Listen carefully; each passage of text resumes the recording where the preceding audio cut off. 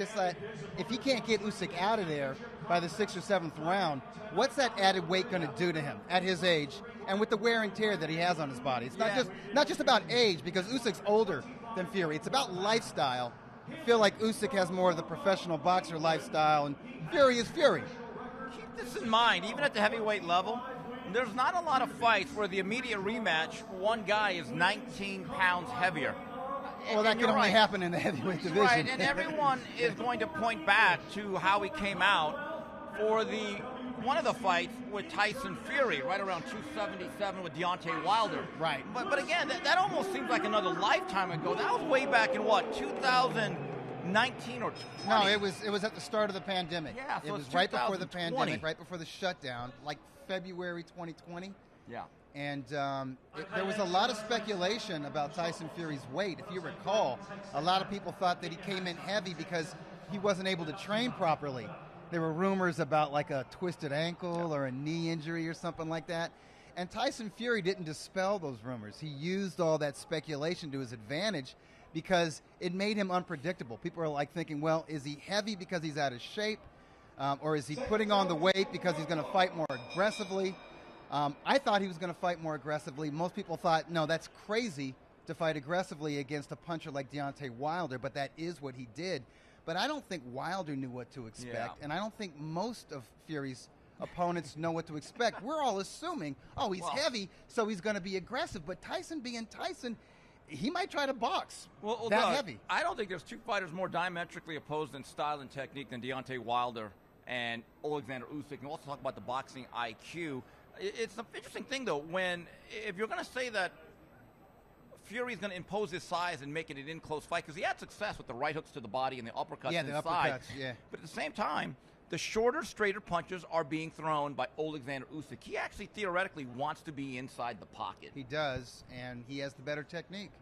I think he's a little bit quicker than Fury. Fury's fast for a man his size, but I think Usyk is a little bit quicker. He has that sharper technique. And I think the real difference is just punch output. He can set a pace that it's hard for a big man to keep up with. All right, we're round number one, and you know it's a Tyson Fury card when Isaac Lowe, one of his stablemates. Oh, okay. Death Taxes and Isaac Lowe on his undercard. Seen him a few times. In fact, well, and because of that, this isn't Isaac's first rodeo in Riyadh. This is his second consecutive fight here. Oh, good left hook there. That was beautiful. Isaac Lowe's a pretty experienced guy. In 21 and 22, he was knocked out by Bernardo Lopez and then Nick Ball, but he's rebounded with 5. No shame there. Yeah, no shame there. Two guys that ended up becoming world champions, and he's rebounded with 5 victories since then coming into tonight.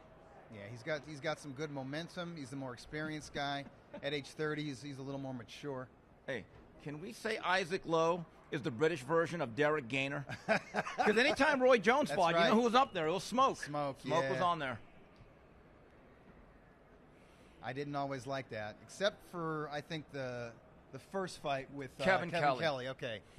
That was fun. Boy, that was in 1996. That was Time flies. That was my rookie year on the beat. You know that? Really? Yeah, it was. And I remember watching that. That was on an undercard of a Roy Jones fight. And I remember Kevin Kelly had a blinded eye. And Phil Borgia gave one of the great lines. He said, Kevin, you got one eye. And that's okay. We're trained to fight with no eyes. That's right. Yeah, that dude was a character. Kevin Kelly is a character. And I don't think Derek Gainer fought another aggressive fight after that. He was boxing well, but he was getting the better of Kevin Kelly. But Kevin Kelly was dangerous throughout because he was putting that pressure on him, dropping that left hand. In fact, he had dropped Gainer earlier in the fight, but Gainer was winning the rounds. And the drama really was about that eye closing. Yeah, well, Gainer, it's interesting because Gainer was this long, tall guy. He could box from the outside. But when he wanted to press the action on his front foot, he could. Oh, he was dangerous. The other thing that's interesting, though, he started to hate the derision. I remember he didn't like some of the stuff that Larry Merchant said during the Marquez fight because he used a term which I'm not going to use here. Yeah. And I remember the nickname. Blank of a fight. Right, yeah, because I'm glad it's over. Yeah. And then the other thing, he hated the nickname I gave him, which everyone took. Secondhand Smoke. Secondhand Smoke, yeah. And after all of his fights, he would love to jump on the turnbuckle. That's like, boxing. now that's boxing. That's boxing. Oh yeah, yeah. And once he called me at home. I don't know who gave him my number. Wait a minute, he called you at home? Remember our good friend Johnny Whitehead? Yes. I think he gave Derek Gainer my number, and Derek Gainer called me at home to complain about my criticism. Did he really? I did. Now, what type of conversation was that? I said, listen, I'm sorry you feel that way, but you got to understand, you're getting a slot on these HBO championship boxing cards that could go to somebody like Eric Morales. Yeah. Do you realize that? You're in a privileged position because of your relationship with Roy Jones? And to his credit, he said, you know what, you're right. Yeah, round number 1, they just showed a replay. Isaac Lowe only has 8 knockouts in about 30 fights. It just goes to show you, we saw last week, Doug, with Jaime Munguia, you put a pair of gloves on, anyone's dangerous. That's true. Punching is not just about power and physical strength. Punching is about timing and accuracy. Yep. And if you got a little bit of hand speed, yep, that certainly helps. Both these guys, they're featherweights. They got decent hand speed. Doug, I was kind of reminiscing about the Usyk path when he was introduced to America. Do you remember when he had already had a few fights under his belt, and he comes to the Forum? He fought on the Bernard Hopkins, Joe Smith Swan Song. Oh, yeah, that was his U.S. debut. He got booed in 30 seconds. Remember that? A difficult style. Yeah, that's South African. Yeah, was it Ilunga or was it Makabu? Makabu. Yeah. A tough crowd here. Tough crowd. Well, it's an L.A. crowd. They're used to Mexican-style fights. Triple G was able to deliver that, but not everybody can be Triple G. Doug, I think Usyk's style was a little more amateurish at that time. He was definitely on his toes a lot more. I just remember the first 4 rounds, nothing happening. I mean, really, and you're right, he ended up scoring the knockout, but I remember being a little bit, I wouldn't say unimpressed, but I would say underwhelmed because there were comparisons that he was a 200-pound Lomachenko. I think it's kind of an unfair comparison. Was unfair. And then he was also being compared to Evander Holyfield. Right. Because he was a cruiserweight, and he won his first world title really early, I think like in his 10th pro bout. Right. And then Golovkin, who became kind of symbolic alongside Kovalev of fighters from that part of the world, they were just blowing guys out. Yes. Yeah. So I kind of held my tongue with the criticism because I knew Makabu had a difficult style. Yeah, difficult style. I also knew he was a tough nut, not a guy you can just knock out. But also, I think this was maybe Usyk's 11th or 12th pro fight. So I realized he was still, despite being an Olympic gold medalist, he was still a work in progress as a professional. Doug, you're the historian here. Who's the number 1 all-time cruiserweight, real deal or Usyk, in your view? Oh, man. It's really close. I'm gonna shade it to Evander Holyfield because he won his first world title in an all-time great fight that was a 15-round championship bout. Muhammad Qawi, summer of 1986. Yeah. Qawi was a monster. Even though he was like 5'6" or 5'7" and coming up from light heavyweight, he was such a tough nut and so savvy, so defensively sound, but also a pressure fighter at the same time. He was a bizarre combination of attributes, but it was like fighting a bowling ball that was also a volume puncher. All-time great nickname, the Camden Buzzsaw. Yeah, that's what he was. Yeah. He was a buzzsaw, and Holyfield kept up with him, boxed beautifully, and then he went about unifying all 3 of the major titles during the 3 title era, and he became undisputed cruiserweight when the limit was 190 pounds. But one of the guys that Holyfield beat out of Puerto Rico, Carlos De Leon. Sugar De Leon. He was awesome. So I think I like Sugar De Leon better than, say, Murat Gassiev.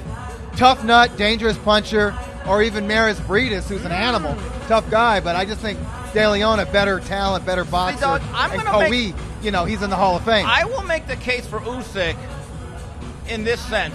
When Evander Holyfield unified the division in 1988, Sugar De Leon was his last fight.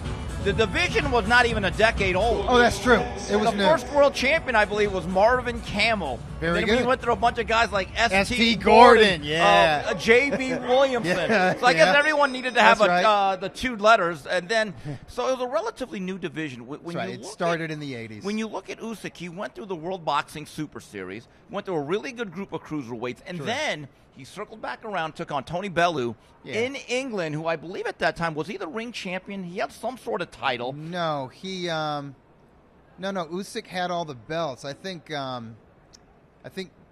Bellew had the WBC title, but it had been stripped or something like that.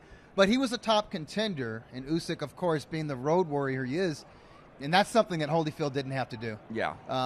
And that's also a feather in Usyk's cap. But, yeah, Usyk traveled to England, and it was a competitive fight for a few rounds, but then Usyk did what Usyk does. That left hand that he hit him with might be the single greatest punch he's ever landed. Yeah, it was beautiful. Perfectly timed. And he knew when to drop the power because he systematically wore Tony out. You know, a fight I had completely forgotten about that I went to near the D.C. area when it was a new casino, when they had the 3 Ukrainians on the same card that were all developed by Top Rank, managed by Egis Klimas. The Nail was on the card, Alexander Gvozdzik. That's right. I believe Lomachenko fought Jason Sosa. And it was Usyk against Michael Hunter. Right. And Hunter actually won the first 3-4 rounds. Hunter kicked ass in that fight. And then he swept the last 9, and he just took an absolute beating in the last 90 seconds round. Yeah, maybe too much punishment. But that fight lets you know that Michael Hunter was the real deal, and that he would be a factor either at cruiserweight or heavyweight. It turned out it was heavyweight. Pretty good fight here. Lowe and McGregor, they don't need a map quest, as I like to say, to find each other in there. Yeah, Lowe isn't always like Mr. Action, but McGregor's kind of pulling it out of him. It's tit for tat. Yeah. Both guys are, they're staying in the pocket. There's a little bit of grappling, but they're mixing their shots up well to the head and the body. Doug, as it stands right now, just looking at a historical perspective, let's go with both men. If Usyk is able to make it 2-for-2 against a much bigger man, does he start to make an argument for being, let's say, top 20 to 30 all time, in your view? Top 20, 30 pound for pound all time? That's tough. Think about the argument. You definitely could say that he's the best cruiserweight of his era, and arguably the best heavyweight of his era. That's saying a lot. But all time, man, this is an old sport. Well, see, that's why I can't put like in Ring top Magazine. 10. Well, it goes back more than 100 years. Well, again, when you start going top 10 to 15, you need to have over 50 fights. He's not going to get there. See, yeah. So, but then again, how many fights did Sugar Ray Leonard have well, before he retired? You're right. 40? It's what you do. Right. And the great thing about Usyk is he was world class and is by his 10th pro fight, and he just fought the best. You know, then. Here's the argument for Usyk being somewhere in the top 30-ish. You unify a pretty tough division. Yeah. If you become undisputed at heavyweight, where you are routinely giving away 2 to 3 inches and like 40 to 50 pounds. I mean, that is the purest definition of pound for pound. That's a good point. That is a good point. The quality of his opposition has been excellent. And to have 2 victories over Anthony Joshua and 2 victories over Tyson Fury. I mean, listen, if he beats Fury tonight, he's definitely 2024 Fighter of the Year, and he was Fighter of the Year in 2018. If he does the consensus Fighter of the Year. His theme song should be London Bridge Comes Falling Down. Now, as it relates to Tyson Fury, look, coming into last year when he was still undefeated, I knew people that I respected. They thought he was a top 5 heavyweight. I didn't really see it that way because I thought a lot of his title run, again, it began with a 2.5-year layoff. That's no way to build your case. And then, look, he beat Deontay Wilder, who was exciting but flawed. Now, if he wins tonight, does he still make an argument, in your view, Doug, of being, let's say, a top 15 all-time heavyweight? Are you talking about Tyson Fury? Yes. Yeah, I mean, his resume would basically be Usyk and Deontay Wilder. Right. And the rest is Dylan White, older Derek Chisora. Chisora. Top 10 contender. Chisora was not a contender, though. By the way, do we count Ngannou? Not at that time. How about Ngannou? No, you don't. They called that a real fight. Yeah, they sanctioned the doggone thing. Well, I think that's a detractor then. Yes. I think that takes away from his legacy. By the way, he was paid well, but there was a price to pay. Yeah. By the way, his legacy took it. When it comes to Ray Leonard, the fact in his first 25 to 30 fights, he had Benitez, Duran twice, and Hearns. Yeah. That is. And in a classic. 2-year span or 3-year span, he fights less than 3 years. He fights Wilfredo Benitez when Benitez was unbeaten in like 40 fights. He fights Kalule, goes up in weight and wins a 154-pound title. Then he fights Thomas Hearns. Oh, and there was Roberto Duran twice in 1980. It's a good run. Look at that. That's a Hall of Fame run right there. Right there. Yeah. Yeah. So, you don't have to fight 80 times, right? You don't have to be James Toney or Roberto Duran in terms of the amount of fights. But if you're not going to fight that much, then you have to make almost every fight count. Yeah. Meanwhile, Lowe and McGregor, pretty good fight here. Two guys scrapping. Yeah, I'm not scoring it because you and I are having this chat, and so I'm kind of half watching both guys just kind of digging to the body. It just seems tit for tat. No, neither fighter can impose his will or style over the other one. And they kind of seem, they really seem evenly matched. Fair amount of grappling in here. It is a physical fight. So, Doug, did you just break a story here that if Usyk wins, he is the Ring Magazine 24 Fighter of the Year? It's not just up to me, but, isn't that the consensus? Back-to-back victories over Tyson Fury, and you're the man in the glamorous division, in the glamour division? Yeah, I don't know if you can give it, and I know he's the game's biggest star, at least stateside, but Canelo Alvarez basically picked guys that he was heavy favorites over in Jaime Munguia and Berlanga.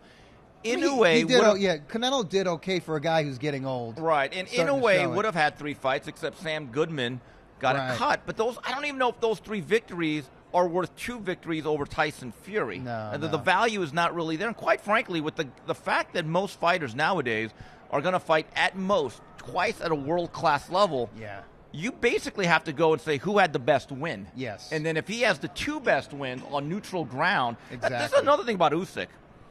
He is Mel Gibson. He's the ultimate road warrior. If you look at his record and how many foreign countries he's had to go into, hostile territory. Yeah, he won his first world title against, was it Glowacki? Yeah, Polish fighter in Poland. Fights Michael Hunter in the U.S. He fights Maris Briedis in Latvia. Yeah. He fought Marco Huck in Germany. Gassiev in Russia. It was in Russia, yeah. Tony Bellew, I think, was at Wembley Stadium. Yeah. So, this guy is a conquering hero. Yeah, he really is. Yeah. Listen, Fury is the #1 rated heavyweight, and he has that tremendous weight advantage to get back-to-back victories over Tyson Fury. Yeah, I think that trumps anything anyone else has done. I think Bam Rodriguez is in the picture. I think that victory over Juan Francisco Estrada was something else. And then Pedro Guevara, a solid veteran. And Bam Rodriguez just owned him, blew him out. Yeah. It's not just that he won, it's how he won. There's no doubt. I was talking to Tim Bradley after his last fight. He said, Steve, I'm going to say something, and I hope I'm not breaking any confidence. He said, I think Bam Rodriguez might be the best young fighter in the game. Yeah, well, what is he, 24? He's 24. And definitely the best under 25. Look, I used to make an argument for Boots. Here's the problem with Boots. He's 27, and his career seems to be stagnating.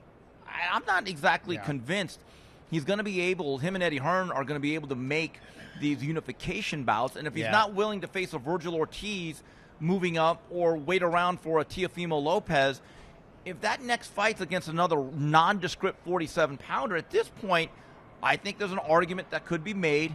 He's treading water. Yeah, and he's lowering his stature. Yeah. He's definitely doing that.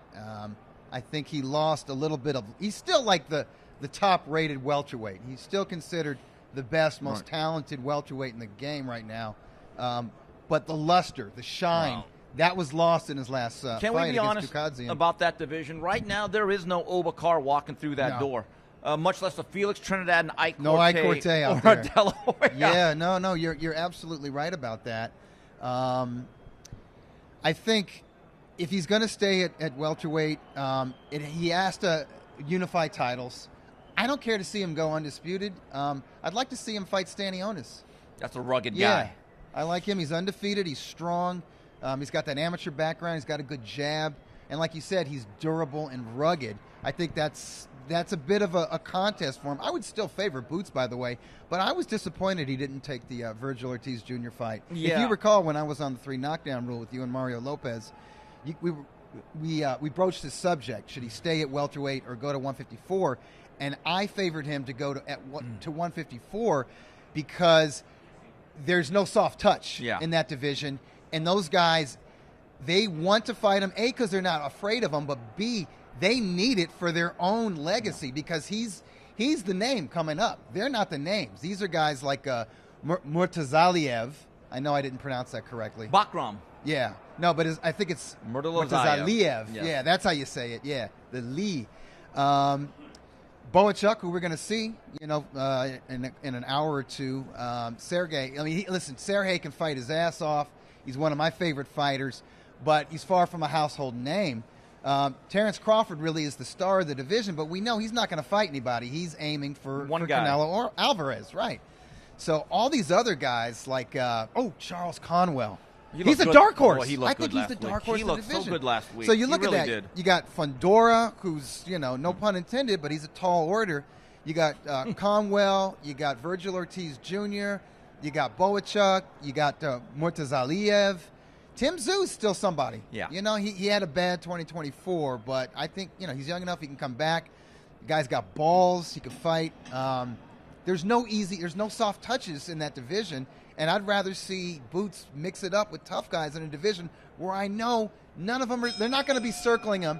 They're not going to be trying to avoid him. A couple years ago, Mario and I, along some of the other discussions we'd have, one of the fantasy matchups we would talk about for the future was Boots and Virgil Ortiz, and I was always of the opinion that maybe Boots is a little bit too fast, smooth, and athletic, but we have to give credit to the guy that actually has the resume. Yeah. When you line up who they have fought, Doug, there's no doubt about it. Virgil Ortiz has the much better victory. He's got the mean machine. Yes, he does. He's got Maurice Hooker.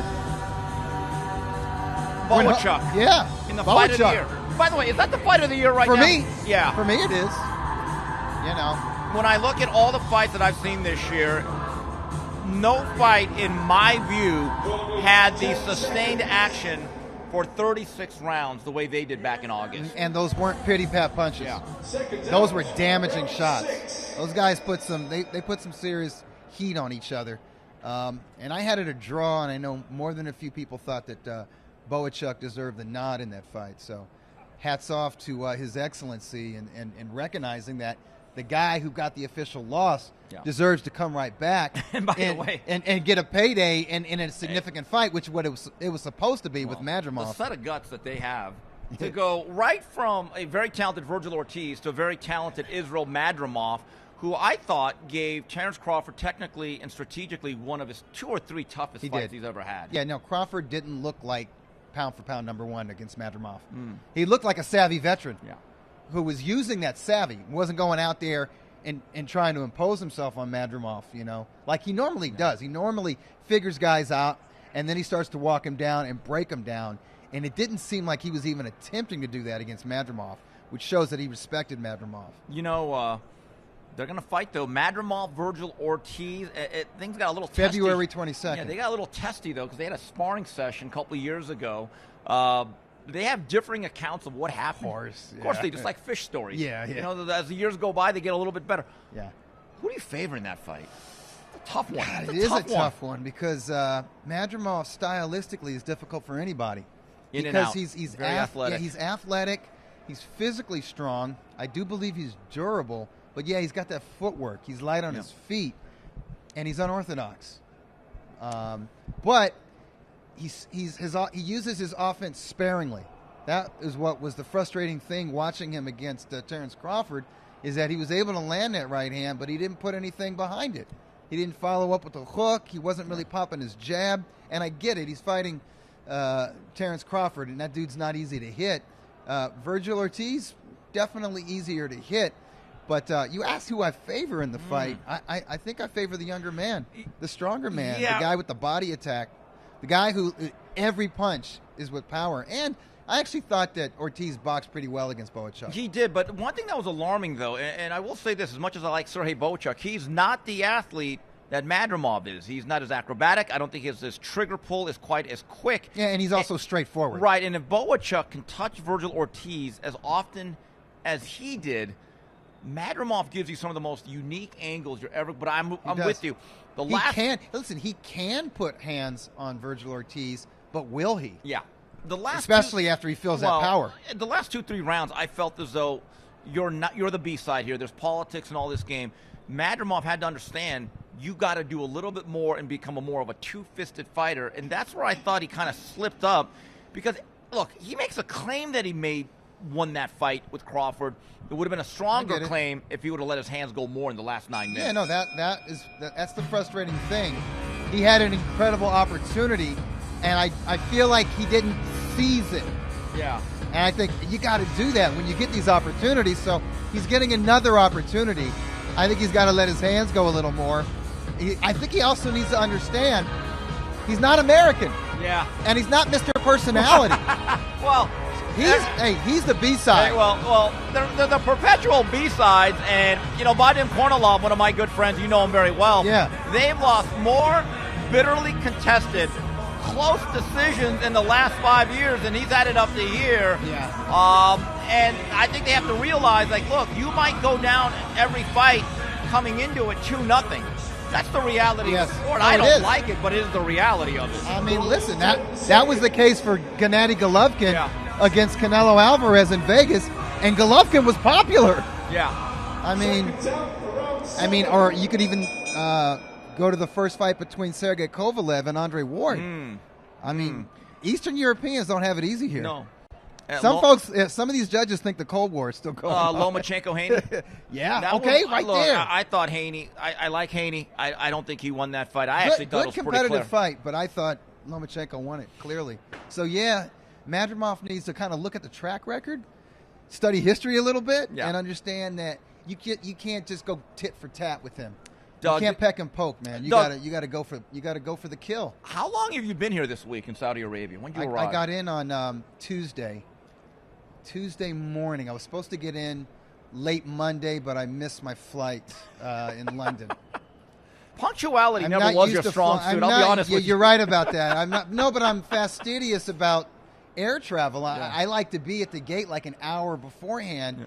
But I'm traveling business class now, man, isn't it the best? you get the lounge. I get the access to the lounge. So at LAX, the lounge was right next to the gate. So I went and did some work at the lounge before I took off to London. I was like, hey, this was great. I kind of put my mind at ease. Yeah. I got some work done, settled some things, did some email correspondence. And then you saw your flight taking off. No. Then I got on my flight from LA. I get to London. First thing, I get off the plane. Actually, I'm still on the plane. I turn my phone on, and I get all these requests from folks like, hey, we need this, we need that. Like, you were at the Ring Magazine Gala, right? Yes, the celebration on Thursday. What a gala. Well, you saw all of those. You saw all those ring covers. Well, where do you think they got those images from? Well, they're like, Doug, we need a high-res cover of this, and this. And I said, okay, I'm going to go to the lounge and set up there. And I got to the lounge, and they got food, and this is London, so they got drinks too. So fix myself a drink. I get some hors d'oeuvres, and I sit down and start answering emails and doing stuff. And the next thing I know, it's 3 o'clock, and my flight's supposed to leave at 3:24 or something like that. And I made incredible time sprinting from the lounge to my gate, but my gate wasn't close. And I got there, and they said, you just missed your flight. It just took off. Now, did you First time in my life, did by you the have way. to take First a later flight? Man, that was the last flight on British Air to Riyadh. So I had to wait, 5 hours and catch a flight to Jeddah. And then from Jeddah, I caught a flight to Riyadh. Now, where'd you get your bag? Or did you just check one on? I carried it on. Lucky you. Yeah, I carried it on. Yeah, I'm paranoid about that kind of stuff. Yeah, I was a little bit worried. I had a couple of layovers, and with some of the stuff that I had to bring in terms of the microphone for my other shows, I had to check in a bag. And the whole time I'm just thinking, boy, but the thing is, that is the advantage of having a 2.5 hour layover on each stop. Yeah. You kind of know, they have time to transfer this bag here. Right.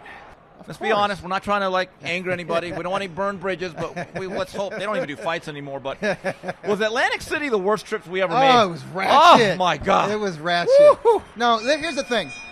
You and I paid our dues.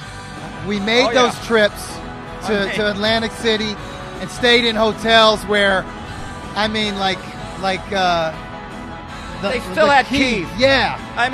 Folks, we're talking about 2006, and they still had keys, And instead of having the card that you swipe, they still gave you a physical key. Yeah. I'm like, wow. And we go in there, and there's this dirty-ass carpet, and there's burn marks everywhere. I wouldn't have surprised to see chalk lines, actually. Chalk line. Well, we saw that on the street. Yeah. The other thing that was interesting, though, about Atlantic City was, remember, there are no direct flights into Atlantic City except the very few. We had to go to Philly. We couldn't afford those. Yeah. So you had to go to Philly, and then you had to go on a train. So basically, you're going in and out of Philly, and you want to see some interesting people down on their luck. That train trip from Philadelphia to Atlantic City and back, those are things I'll never forget. Do you remember we got off the train and I realized I didn't have my luggage with me? Oh, and my suitcase? I broke the sound barrier, darting right back through those doors, grabbed it, and got out. It was crazy. I remember one time. Now, we went to a couple of fights. Last time I was in Atlantic City, I believe, was some Kelly Pavlik bouts when he became a draw. Yeah. And obviously, it ended kind of the night that Bernard Hopkins really gave him a lesson. But I still remember the one time we were with the super German Villasenor. Yeah. Our beloved photographer for Max Boxing, and he said, no, we could just walk from the train station to the hotel. I wanted to hail a cab, if you recall. And it was about 35 degrees. And it was the wind. It was the wind nearly blew Doug off. He's a little thinner than he is now. I'm heavier now. Right, and the luggage almost carried him away. No, but like it was so nasty with that wind. You're getting hit in the face with garbage. Yes. It's like syringes flying around and stuff.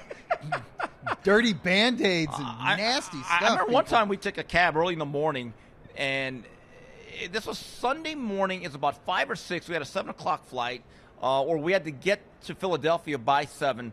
And I remember one of the street signs actually said, "No shooting zone." Now, you're in a rough area when there's actually a sign that doesn't just say crosswalk or children here. It actually said, "No shooting zone." Yeah. I was like, wow. And all of us, we're all staying in the same hotel. You know what I mean? We had to pinch pennies. Obviously, we're flying economy. Yeah. We're taking trains and shuttles from, airports that are far away from, the city that's hosting the fight. If you recall the first leg of the middleweight tourney in 2001, right? I think that was when Bernard Hopkins fought Keith Holmes. There you go. We stayed at a dude's house, a guy named Neil Porter, who was like the managing editor for Latino Boxing. And I just want to say, Neil, thank you. Neil's a great guy. Thank you, Neil. Right? It was like a rough it was a rough part of Harlem.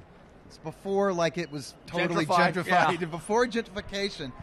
And I just remember coming back either from the fight or from hanging out, in mid-city, maybe coming back from Jimmy's Corner or something.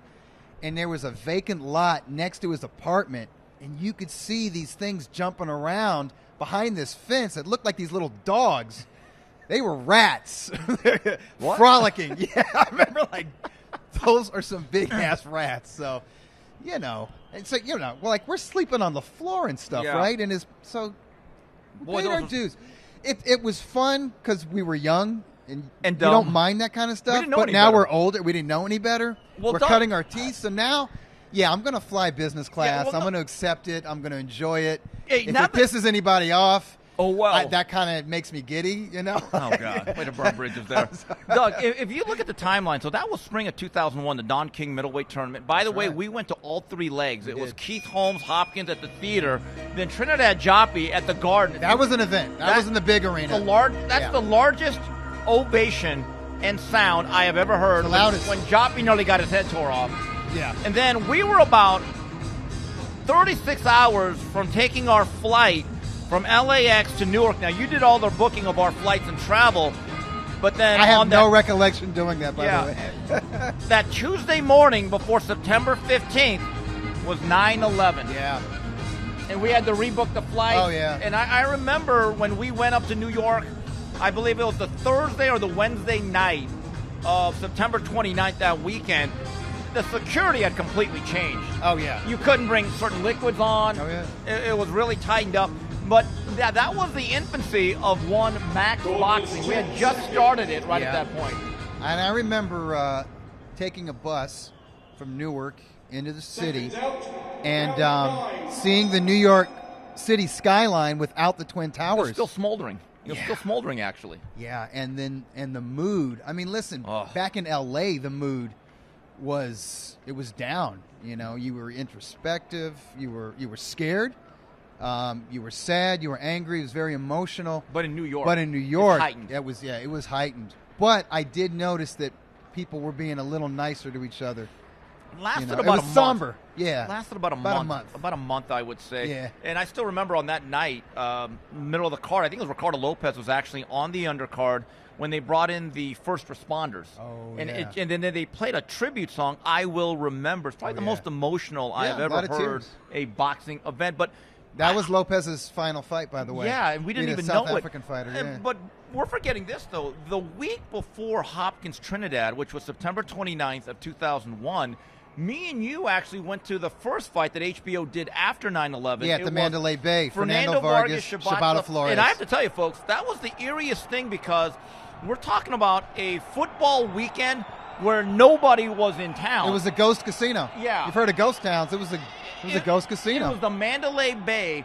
And generally, I'm sure many of you have been there, by 8:45 a.m. for college football, there's a full house at the sports book. Yeah, especially, the sports book. There was nobody there. In fact, there's some trivia that night. That card, at age 27, Robert Garcia fought his last pro fight. That's correct. And it was like, he kind of struggled, didn't he? He kind of did. He knew. Yeah, because he had 1 foot out the door. Yeah. Boy, we paid our dues. We have. Yeah, so, I'll take the business flights. I'll take the nice hotels. This is my first fight out of America, though. What? I did a few shows where I was the international broadcaster for Top Rank, but that's right. It's Mexico. I thought you ventured to China. Well, to call a fight. Okay. I can't. That's probably among my 5 least favorite trips ever. When you're in a communist country and you can't even log on to YouTube or Facebook or Twitter, man, you don't understand how good you have it when you're an American until you actually travel, or in a country like this, which is really, really modernized. Yeah, this is modern. Yeah, I've called the action to fights in Mexico. I visited Tokyo in 2007. That's on my bucket list. Yeah, that's a nice city. Well, you went to Quig Frampton. I did. That was Manchester, and that's a cool town. That's a fun city. I put my foot in my mouth when I told Mario that is the British version of Barrera Morales. I agreed with you. And I picked Quig to win. So did I. Yeah. And here we are now. Yeah. So you can't get them all right. Yeah. But that's maybe top 5, definitely top 10 of the livest, loudest atmospheres. Yeah. The Manchester Arena for Frampton Quig. And that was, I thought it would be 50-50 because I believe Quig is from the Manchester area. Yeah. But Carl Frampton, Belfast came out. Yeah, I saw I would say he was 90. Yeah, he's here. He's here. Looking good, man. Very nice guy. Yeah, I would say it was about 85%, 90% Belfast. It was a Frampton crowd. They were loud. I'm glad they didn't rob him because it was a split decision and it shouldn't have been.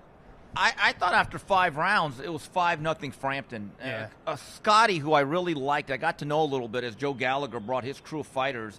A couple of years before that fight happened to Wild Card, right. He just did not let his hands go enough in the first half of that fight. Yeah. But Frampton, will he be in the Hall of Fame, you think? He kind of has a case. I called that first victory against Leo Santa Cruz. He was a big underdog. That was a big deal. Matter of fact, it was that year he was Ring Magazine's Fighter of the Year. I think that was 2016. Yeah.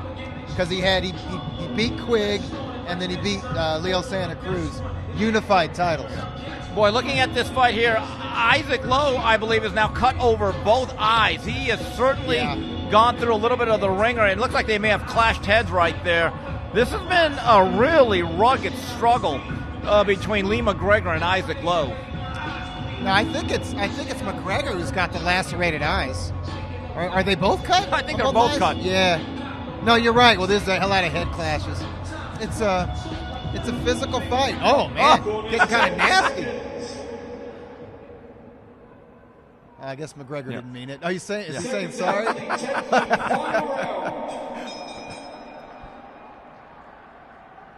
Lowe wasn't that upset. Yeah, no. Look, they're fighters. They're in a fight. Yeah, this is what it is. But, Doug, I will say, moving forward, I would say that covering a big fight in England, maybe something that happens at Wembley Stadium, or the Manchester Arena. I was in London for Daniel Dubois, Anthony Johnson. Oh, you were there. Anthony Joshua, yeah. So 98,000. So that was going special. to England for one of their extravaganzas. That's a bucket list. That's a bucket list, and you got to go to Japan for Inoue specifically. Yeah, if I heard, I don't know if it was Inoue or if it was Mr. Ohashi, but somebody said that Inoue Nakatani is not happening in 2025. Yeah, and our good friend Rudy Hernandez, not happy. Yeah. Not happy. But it's got to happen. If it happens in 2026, we got to go. Do you think? That's all there is to it. Okay, so, by the way, Lowe McGregor's been a fight. These guys have emptied the bucket. Much respect to both of these guys. And you were right. Lowe's cut. These guys have hold on, what's going on here? Isaac Lowe looks very upset. Are they taking a point away, or they're having the doctor look? Oh yeah, something's going on here. I don't know. It doesn't look like a point deduction. I didn't see the number one finger go.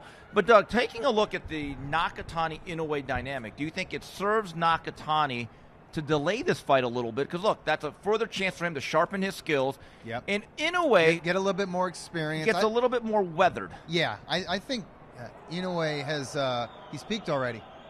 I think we may have seen the best of him. Wow. I really do. I don't think he's going to get any better. Certainly if he moves up in weight. I think his ceiling is 122 pounds. And my belief, I could be wrong, is that Nakatani, who's already a 3-division champion, he's going to feel his strongest at 122 because he is has that tall, rangy frame. And he's young. Yeah. I believe Nakatani will be fighting sometime in late February against a rugged, tough Mexican. And as for Inoue, he's got to fight Sam Goodman now, late January. And good news for stateside boxing fans that want to see Inoue live. I think you'll get one more opportunity. My understanding is April or May, he's going to be fighting the Mexican artist, David Picasso, in Las Vegas. Oh, that's the word that I'm getting. Now that's a reason to go to Vegas. You know, when we first saw, and like probably, I'm going to say the last 10 years. I'm going to say the last 15 years. I have not enjoyed going to Vegas for fights, even big fights. Although I will say, Fury Wilder 2, that was a real event. That was something special. When you look at Inoue's path, I remember when we first saw him on one of the Tom Loeffler Superfly shows, he was kind of this novelty or this curiosity. I don't think anyone really thought we're looking at an all-time great. And well, he was a phenom because he was young. But he was thought of as just another small fighter. Yeah, he was in his second division as a champion. I think he did that in his 8th pro fight, went up in weight. So he had there was buzz among like boxing nerds, hipsters, super hardcores, and he did have an aura about him. But no, he wasn't known, and the thought was, maybe he's got another 2 or 3 years and somebody's going to beat him. Well, same thing with, but it was the same thing with Manny Pacquiao. Right. When we first saw him against Lelo Ledwaba, we thought he was going to burn out in a couple of years. I mean, look, I'll be honest. I didn't give him much of a shot to beat Barrera, and when he wrecked him, I said, "This guy." Hey, did you? I picked Agapito Sanchez to beat him. Wow, really? And Sanchez gave him hell in. That was November 2001 in San Francisco. Floyd Mayweather was the main event against Jesus Chavez. Right. I was there. So I covered it. If you look at Inoue's path, when he signed with Top Rank after beating Donaire the first time, Top Rank had a plan to basically expose him to the masses in the USA. He had a fight with John Raul Casamero, which would have been a unification bout. And that would have been in Vegas and would have been a big fight. And I'm being told it's one of the hottest tickets of the last decade. Well, sure. But then the pandemic happened. Yeah. And then he got relegated to playing in small halls at the Virgin Hotel. And it didn't in the bubble, didn't really have that impact that was needed. Yeah. But the thing is he keeps winning. And then he goes back to Japan. And he becomes the star because prior to that, he wasn't the most popular Japanese boxer. I would say that Murata, the middleweight, was more popular. And there was even a flyweight who didn't pan out. I think from Osaka. I'm forgetting the guy's name. Daigo. Higa was very popular. Brothers. Oh, the Shigeoka brothers? No, the other one. The one. Kameda. The Kameda. That was 3 of them. Yes. Yeah, there was 3 of them. Yeah, they were more popular. Yeah, but now he is a superstar. He's definitely the most popular boxer, if not the most popular athlete. Oh, I guess maybe Otani is. Yeah. Otani and Inoue. Yeah. But I mean, if you can have an event at the Tokyo Dome, you're a superstar. Yeah. I know people that have been there. He doesn't need to come to the U.S. That have said it is a once-in-a-lifetime experience to actually see boxing at the Tokyo Dome, as it took place with Inoue and Louis Neri back in May. Yeah. Anyway, we just saw 10 hard-nosed rounds between Isaac Lowe and Lee McGregor. They're both bleeding. Yeah, this was a real fight. There's no doubt about it. Let's see what the decision is here. Ladies and gentlemen, after 10 rounds of boxing, we go to the judges' scorecards. Judge Mark Lyson scores it 96-92, and both judges, Juan Carlos Pelayo and David Miloserovic, score it 97-91. All in favor of your winner by unanimous decision. And now the WBC International Featherweight Champion, Lightning Lee McGregor. All right. Congrats to the Scotsman. Yeah, so Lee McGregor just guts it out, just consistently outworking Isaac Lowe. A lot of close rounds, but I did get the sense, peeking in at this fight, that McGregor landed the more telling blows. And I think he initiated the action. So which WBC belt is this? It's one of those ones where they get paid. I saw Mauricio. Mauricio's with various belts. He's going to be collecting his. That's an honest answer. That's a very honest answer there. But look, certain belts get you in a position to eventually fight for a belt. As it relates to Inoue, how do you think he does at 26?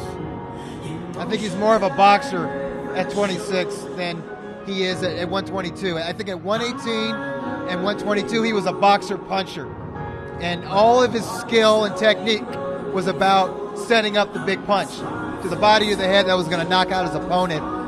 And I think at featherweight they're so big, especially guys like Rafa Espinosa. Well, that's the most intriguing matchup, I believe, for the Think monster. about it. How much did Espinosa rehydrate in his last fight? Yeah. The rematch with Robesi Ramirez.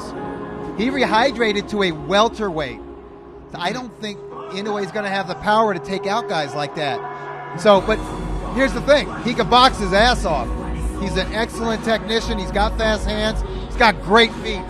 So he could still be an elite level fighter in his 5th weight class, but I don't think he's going to be the powerhouse. Yeah. I don't think he's going to be the dynamo that we're used to seeing. And we take a look at some of the replays here. McGregor did I think did most of the clean work in the second half of the fight, and that was reflected in the scorecards as he wins a clear, unanimous decision here.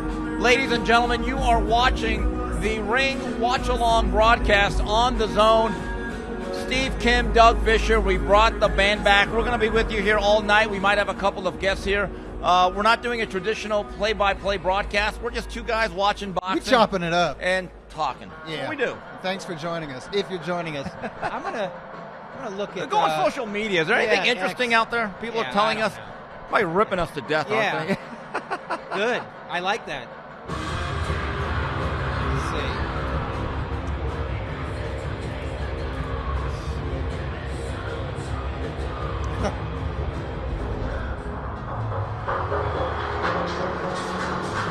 Our friend Umar Lee out of St. Louis said He was at that card in Maryland when Usyk fought Michael Hunter. Said Hunter gave Usyk a tough fight, probably the best bout on that card. Unrelated, the CPAC convention was simultaneously being held at the same casino. I don't know what the CPAC convention is. What is that? I'm not even sure. Yeah, and he said I bumped into Nigel Faraji. I don't know. I only know boxing, guys. But hey, check it out. Umar Lee said I have the volume on TV turned down. And I'm listening to the Ring Magazine Fightcast with Dougie Fisher and Steve Kim. Where is my Max Boxing t-shirt? Oh, my God. Okay. We get that all the time, don't we? All right, we're still getting complaints from customer service. Couple of things. We have not been at Max Boxing, Dougie, since about 2008. I left in about 2014. Now, I still remember, Doug, we'd get the year subscription. Yeah. And you'd get other gifts, but it would be the Max Boxing t-shirt that everyone wanted. And every couple of months, we'd get the complaints, either personally or through email. Hey, guys, I didn't get my t-shirts. And I'd be like, guys, I just write the stories. Yeah. I don't actually process any of this. It was important. Yeah, I told him contact Everlast. Yeah. Because they made the t-shirts. I still have mine. And it would have Max Boxing on the front and Everlast on the back. And I remember those blue ones were really popular. Yeah. And but also the black ones with the silver trim. Yeah, I have that one too. And that's when I knew we had like a community, because at some of the fights in Las Vegas, I'd see a bunch of guys with the Max Boxing T-shirts. I'm like, oh, that's the message board, right? That was the message board, guys. That was a lot of fun. Yeah. I mean, Yeah, I would say that the percentage of shirts that were actually given out, I don't think it was exactly our Artur Beterbiev's knockout ratio. It was far from 100%. I'll admit it right now. Welcome to the ring, the Doncaster de la Hoya. Oh, this is the heavyweight fight. Wow, the White De La Hoya. No, he's the Doncaster de la Hoya. Doncaster de la He's the Hoya, White yeah. Rhino. Oh, jeez. He's the guy with experience here. He's fought a lot of tough guys. I'm pretty sure he fought Dillian White. Yeah, looking at David Allen, record of 23-6-2. The names on his ledger: Frazier Oh, Clark, he fought Luis Ortiz. Louis Ortiz, Dillian White, Tony Yoka In France. in yeah. France. So well-traveled, 32 Yeah. years old, and he'll be taking on Johnny Fisher. It's not old. 32 is not old for a Oh, heavyweight. yeah, you're right about that. But he's had some tough fights. And here's the thing. I'm saying 32 is not old, but this is old man walkout Yeah, music. it is. This is the music where you're like, okay, this is my swan Well, song I mean, here. if you're coming out This to might Sinatra, be my last hurrah, guys. and he really is doing it his way. Doug, speaking of Rafael Espinoza, what was your stance? I hate to use this word because it's so cruel, but did Robeisy Ramirez quit? I'm not going to say he quit because he felt it. He's an experienced boxer. You know, he's a two-time Olympic gold medalist. And those Cuban boxers have a lot of fights as amateurs. So a lot of fights, a lot of rounds in the gym, obviously. He is a competitor. He usually shows heart in the ring. He's experienced all sorts of injuries in boxing, to his hands, to his nose, to his jaw, and he's probably been hurt to his eye before as well. He felt something different with that one, and I believe the orbital bone was cracked or fractured or something like that. That's a dangerous injury, but he didn't live up to the very high standard that we have for Well, he lost prize his pro fighters. debut. Right. We were talking about Kevin Kelly's first fight with Derek Gainer and fighting with a completely closed eye. We were talking about Naoya Inoue and that first fight with Nonito Donaire. His face was busted up. His eye socket was broken. Yeah. His nose might have been broken. We've seen fighters, I think when Paulie Malignaggi fought Miguel Cotto, Yeah. broken eye socket, and you can see the swelling, totally fucked up face.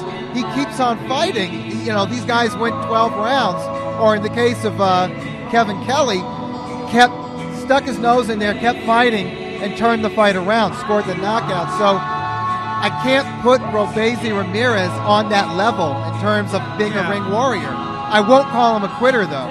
Different fighters have different thresholds of pain. And Johnny Fisher, with the record of 12-0, 11 knockouts, obviously a very popular fighter in the state of West Virginia, coming out to the great John Denver. Yeah. Kind of like it. He's got sort of he's got the kind of look of like a country guy. He looks like a coal miner. Outdoorsman. He looks like a coal miner. Yeah, One of coal those helmets miner, on him, yeah. he's going in digging. Lumberjack, maybe. Get him some red flannel. Yeah, I can see that. Yeah, but you talk about Robeisy Ramirez. Here's a guy that was one of the few men that could ever say, I beat Shakur Stevenson in a sanctioned boxing match. Now, albeit that's in the amateurs. Two-time gold medalist. And I remember when he fought in Philadelphia about 5 years ago, when he lost to that journeyman out of Denver, Colorado. That is one of the most stunning upsets of the 21st century. Oh, yeah. Now, it lets you know that on any given night, if a fighter, even an elite level amateur, they're not dialed in, you can lose a professional fight. It's different. Ladies and gentlemen, this round is scheduled for 10 rounds. It's our man Thomas Triber. Yeah, Thomas Triber, old friend of ours. I worked the show with Thomas. TKO boxing? Not even TKO. We're talking about the Martinez brothers boxing. Oh, my God. Those guys that were at LA Boxing, they tried to be promoters. Very nice guy. It was a family-run operation with that family. Yeah. And they did a show. I forgot what venue in Long Beach. It was like a Shriners Club. Oh. And I met Thomas Triber way back. What year was that? 1999. He was doing this? Yes. Oh, back then. Wow, okay. Because I didn't meet him until like 2009, 2010. And it was doing those the Czech Corner TKO Czech boxing. Corner, It was TKO. in Reno. And by the way, he did some America Present shows. Oh, he did? Because Okay. remember, he was kind of remember when America Presents tried the girl wing announcer, Yes, I Amy remember. Hayes. I'll never forget. One time I said about Amy Hayes, the throwaway line on Final Flurries. I said, because Amy, look, I don't have anything against her. She's nice. But she was botching split decisions. all the time. All the time. And she was And screwing up names. Right, and so I mean, maybe it was a move, but I said, she is the Anna Kournikova of ring announcers. Now, okay, well, Anna didn't win any tournaments, but she'd at least get to the semifinals. Right. So about a week or two later, I get this email, and it says, Amy Hayes at Yahoo or whatever. I go, uh-oh. And she wasn't, she was kind of angry. She was upset. She said, Steve, this is a cheap. I said, Amy, with all due respect, I know you're young at this. I know you're new at this. It's not easy. It's not something that I would want to do. I really wouldn't. I've been given offers. Oh, really? Yeah, and I wouldn't want to do it. And I said, but Amy, and I use that old Spider-Man line, to whom much is given, much is expected. Hey. And that's a big gig. That's what I told Derek Gaynor when he called me at my house. Now, see, now look at Thomas Triber. Now, this is professional ring announcing. Did you know he was a professional wrestler? Yes. I didn't That's know where that. I first knew him from. Oh, get out of Yeah. here. But look at how smooth Thomas he's a double pro. T, doing what he does. He's a pro. Super nice guy, too. At 241.1 pounds, hailing This is Fisher. No relation, by the way. No relation, yeah. We spell it differently. Yeah. By the way, I am very excited to see Moses Itauma. I think he's the best young heavyweight on the planet right now. He's a candidate for Prospect of the Yeah. Year. 19 years old, and he has the moves of a light heavyweight. He doesn't look like a heavyweight because he's so ambidextrous. He is. He's quick. He's fast. He turns 20 on the 28th of this month. And I think his goal is to win a belt before his. Is he that advanced? 21st. No, I don't think so. Wants to beat Mike Tyson's record. Yeah, I don't think they should rush him. Don't forget, Tyson won his first world title maybe 3 or 4 months after he turned 20. Yeah, it was 1986, and this is how much the game has changed. In that year, since he went from meteoric rise from prospect to young contender to bona fide contender to Trevor Berbick's opponent, in that year he fought 13 times. 13 That'll never be done again. And 2 of those fights were 10-rounders. Yeah. Against Mitch Blood Green and Quick Tillis. Yes. James Quick Tillis. Experienced pros. Yeah. And the Quick Tillis fight was tough. But he needed that. He needed those 20 rounds. But that's crazy. Yeah, 13 times. Yeah. I counted it. And Amazing. was the Berbick fight was his final fight of 86? Yeah, November of 1986. And then he immediately, I think the first fight he had was like Pinklin Thomas in some sort of unification bout in April of 1987. And then I believe it was like Tony Tucker sometime after that. And I thought his form against Pinklin Thomas was sublime. Yeah.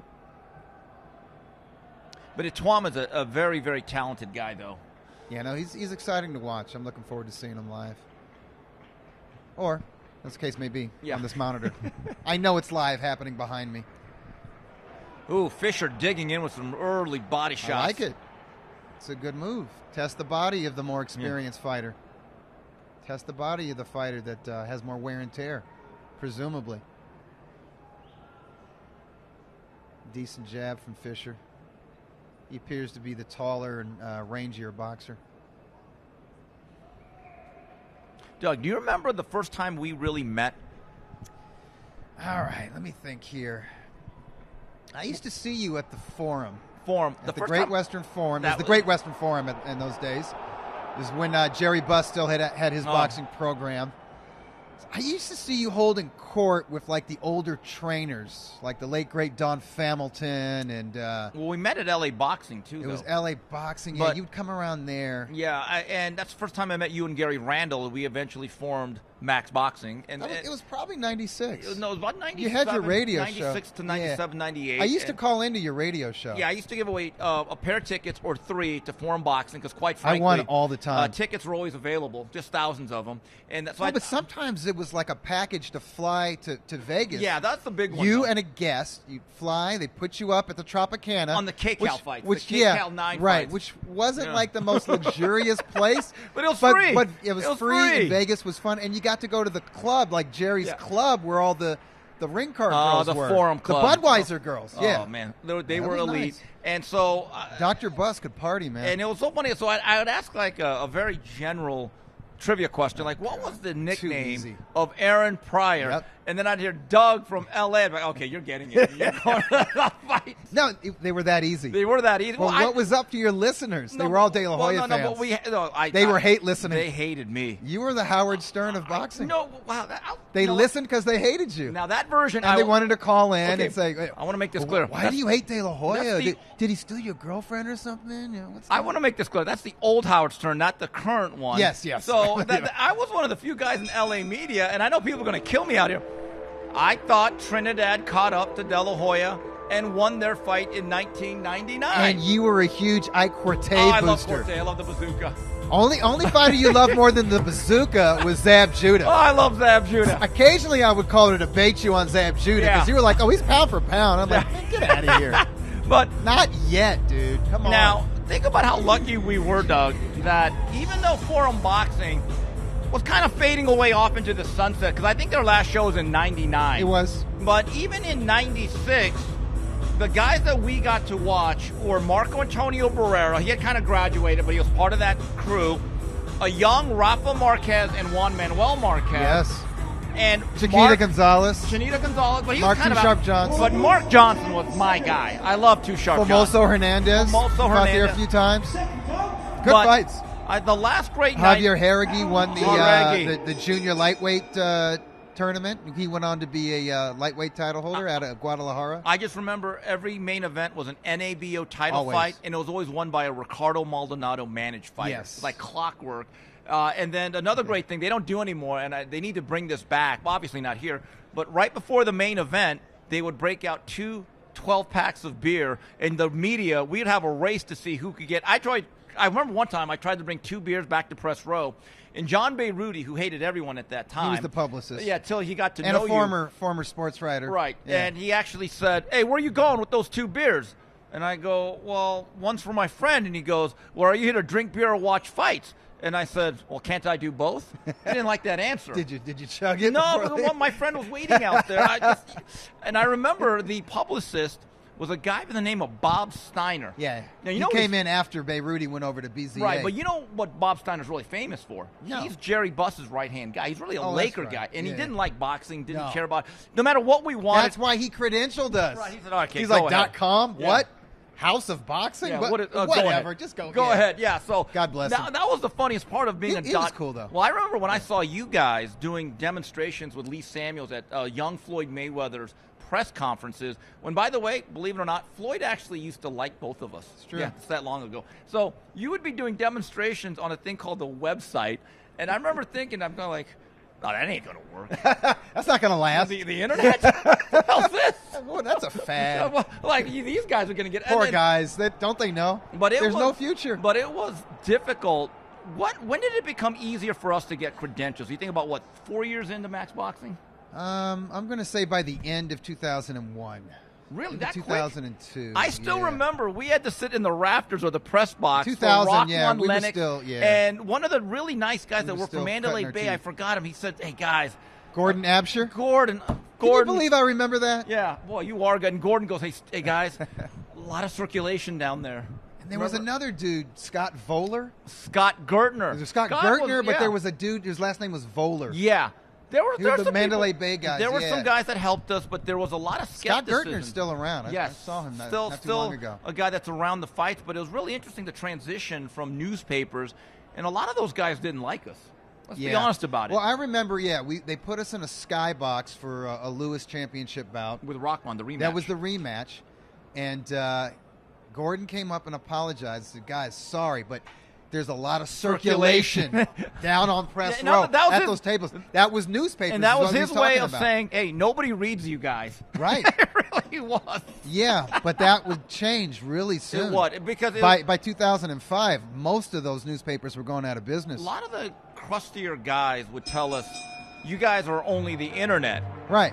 By 4 years later, it's like, it's only the internet. Yeah. That's really covering boxing. And so this has been a constant evolution of coverage. Yeah, for sure.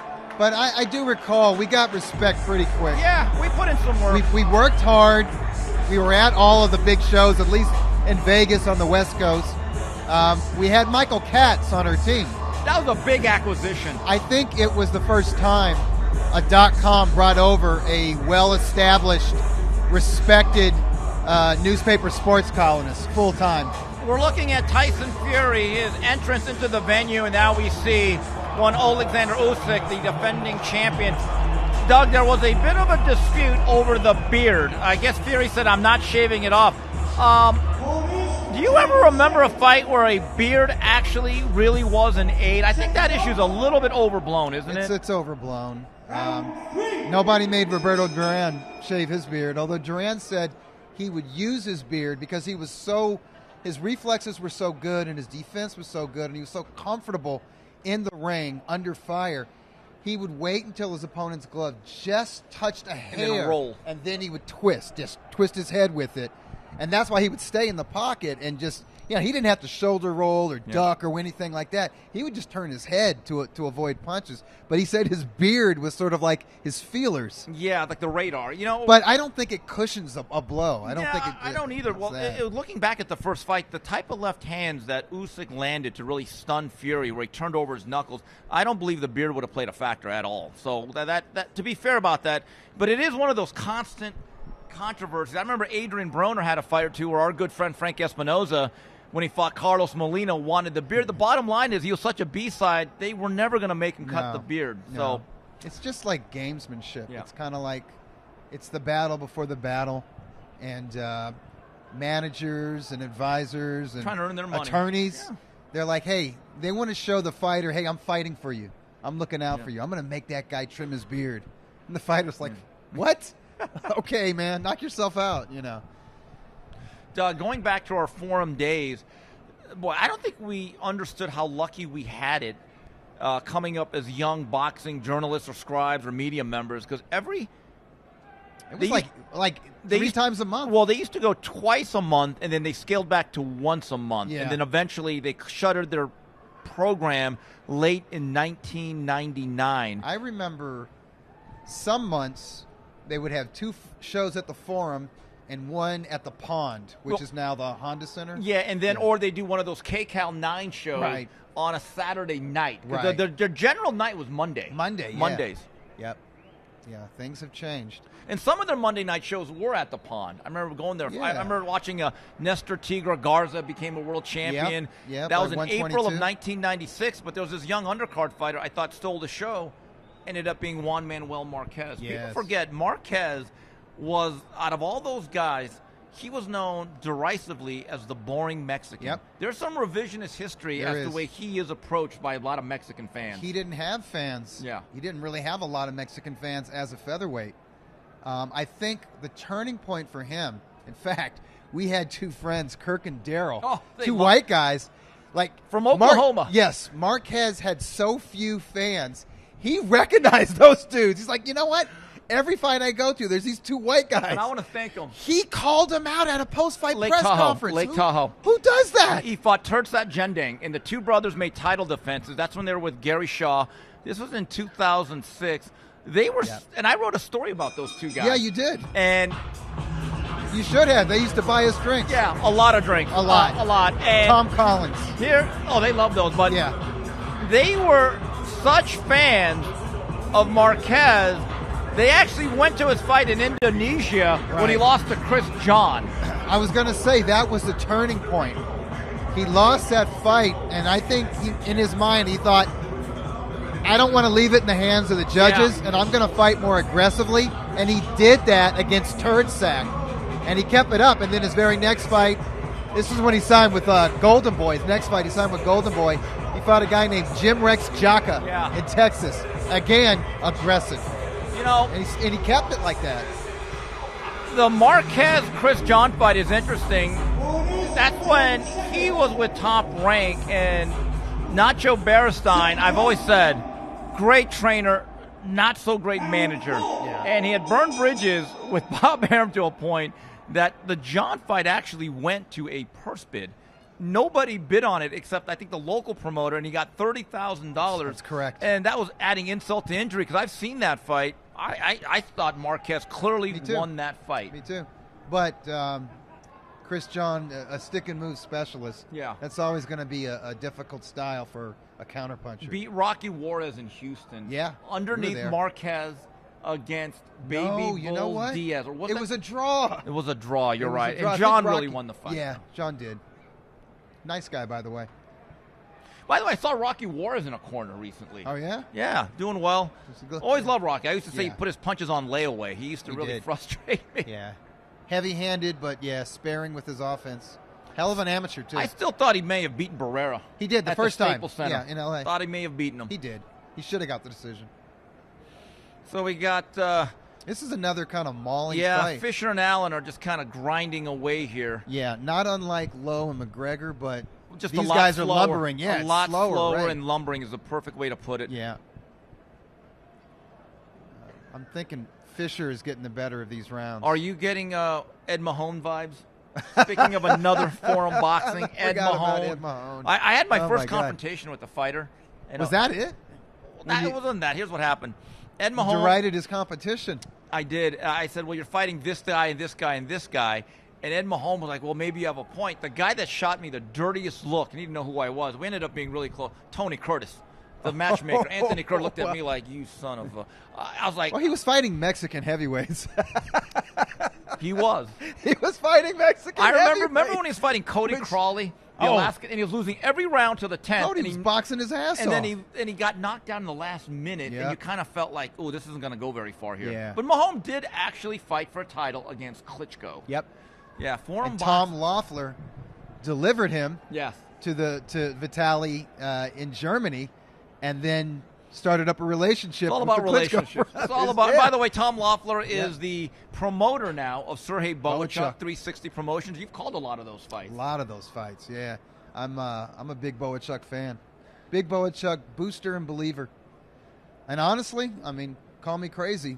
I thought he was going to not soundly beat Madrimov, but clearly defeat Madrimov. Really? Yeah. You know, I thought he would just outwork Madrimov. When Eric and heap some punishment on him. When Eric Gomez was on the 3 knockdown rule a couple of weeks ago, we asked him various questions. He admitted when we made that fight, he goes, Steve, watching that fight, I had no idea Bohachuk was that good. You know why people overlook Bohachuk? Part of it is just the straightforward style, but I think a lot of it has to do with his development. Just like Tim Bradley was overlooked when he was a prospect or even a contender at 140 pounds. Actually started his career at welterweight, but he was overlooked because he was developed on club shows. He was developed off TV. Thompson Boxing. And the same thing with Bohachuk. He's fighting at the Avalon. He's fighting at the Quiet Cannon. And so when you look up footage of him, you're seeing a chandelier hanging over the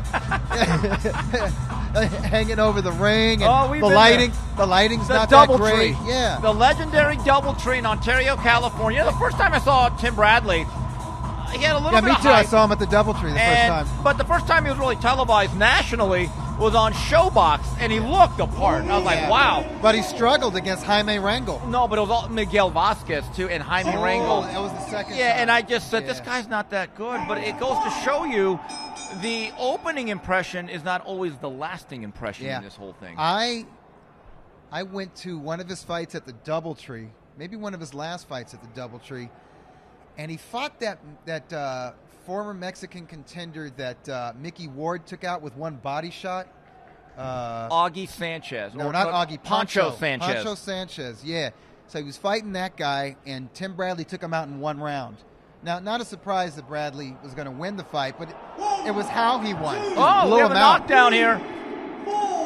Fisher hits the deck. 7, 8. All right, let's see See here. how he reacts. Yeah. Oh. There we go. Getting Now wrapped he's fighting around like a white rhino. No, Fisher's hurt, though. He's staggering on his feet. Looks like a guy that had another. That was a throwdown right there. And that was a takedown. But right now, David Allen is in control of this thing. And, well, they're giving – wait a minute. Hold on. They got to get this action going here. You are actually taking away the advantage of Allen. That was more than a mandatory 8 count would have been. Both of these guys are huffing and puffing. Oh, man.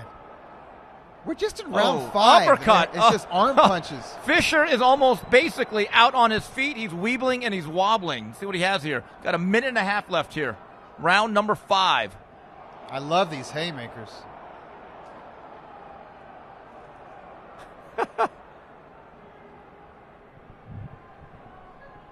Plenty of time for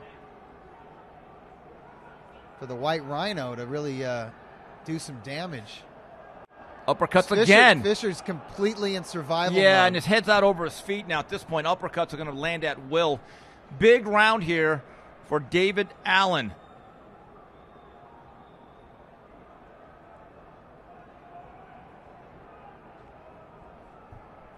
Well, now Fisher's trying to. Fisher with the right hand.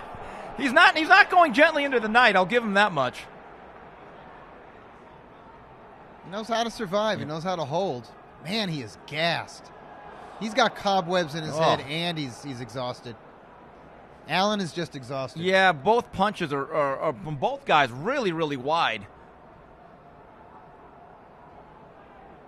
But Allen has steam on his punches. No, he does. I mean, look, we got about a half minute left to go here.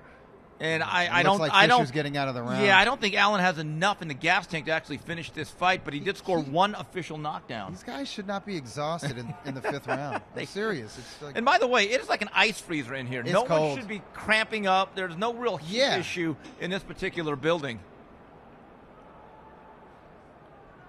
Yeah, it's weird. They are exhausted. Yeah. They're not really sweating. Yeah. They just have a glow. They have a glow. They're glistening right now. But what was I saying? I was saying, I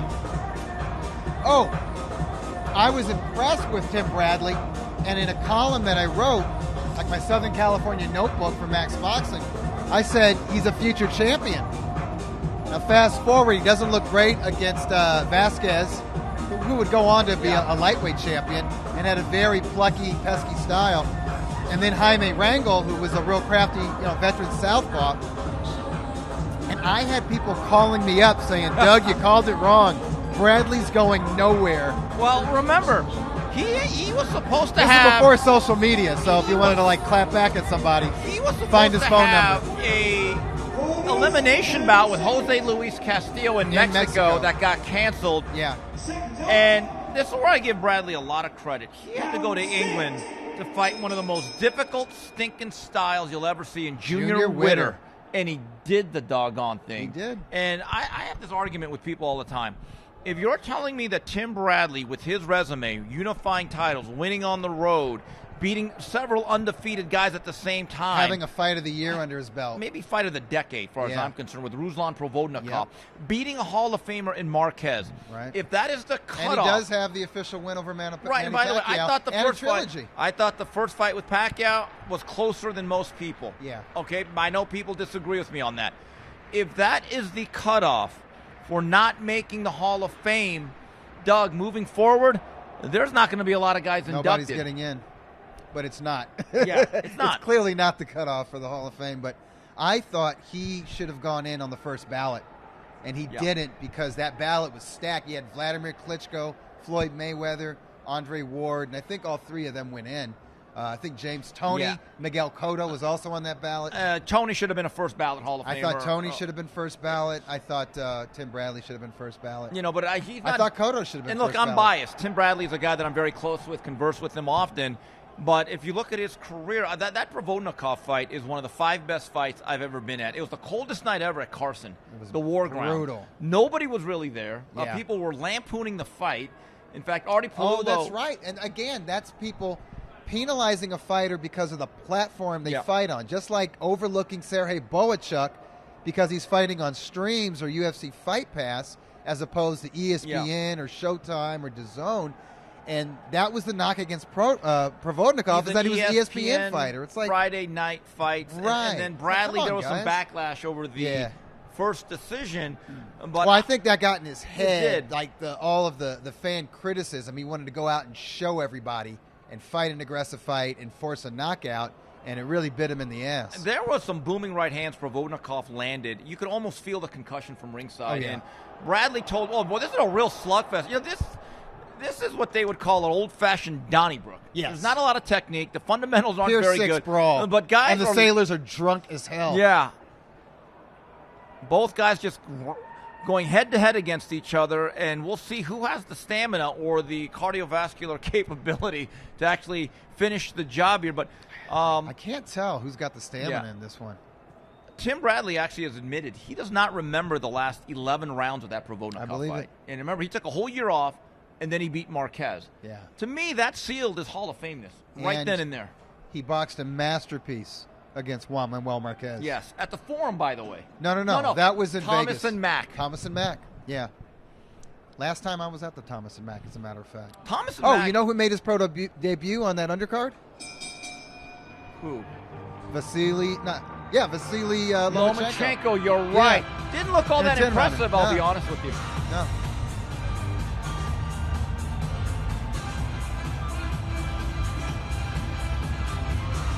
This fight right here, Allen and Fisher, complete battle of wills.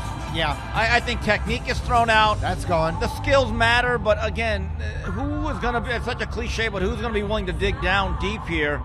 I think it's I thought Fisher had the edge in technique in the early rounds. Allen's the guy who had the punching power, obviously, scored the knockdown. And he's still landing harder shots, but he doesn't throw straight punches. No. I think Fisher has to get back to his jab. Yeah. The jab will kind of orient his body to where it'll help him throw a straight right hand or a straighter right hand.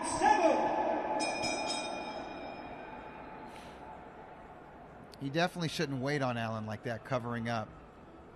And if you can stiff arm, if you can reach out and touch your stiff arming him with his left like that, which is actually illegal, you might as well just pop the jab. Yeah, neither guy if you can will reach be, out and touch him. See, he's got a decent jab. Neither guy will ever be mistaken for Larry Holmes. That good uppercut was brutal. Again, Allen coming with that shot right down the middle. See, Allen can only throw a couple shots at a time, though. And then he's got to take a deep breath, wait a while, let that energy build back up, and then he lets the hands go again. There we go. Someone holding asked, and hit. This is a rough one. The ref needs to warn them about doing certain things. And they're rubbing the gloves in each other's faces. Checking on Twitter, Jose Rodriguez, the only Sanch, he tweets at us, "Hey Steve, what's up, Sanch? What is the vibe and energy in there?" So he talked about a certain segment of fans that think these cards have no energy. I'll be honest with you. It's not bad.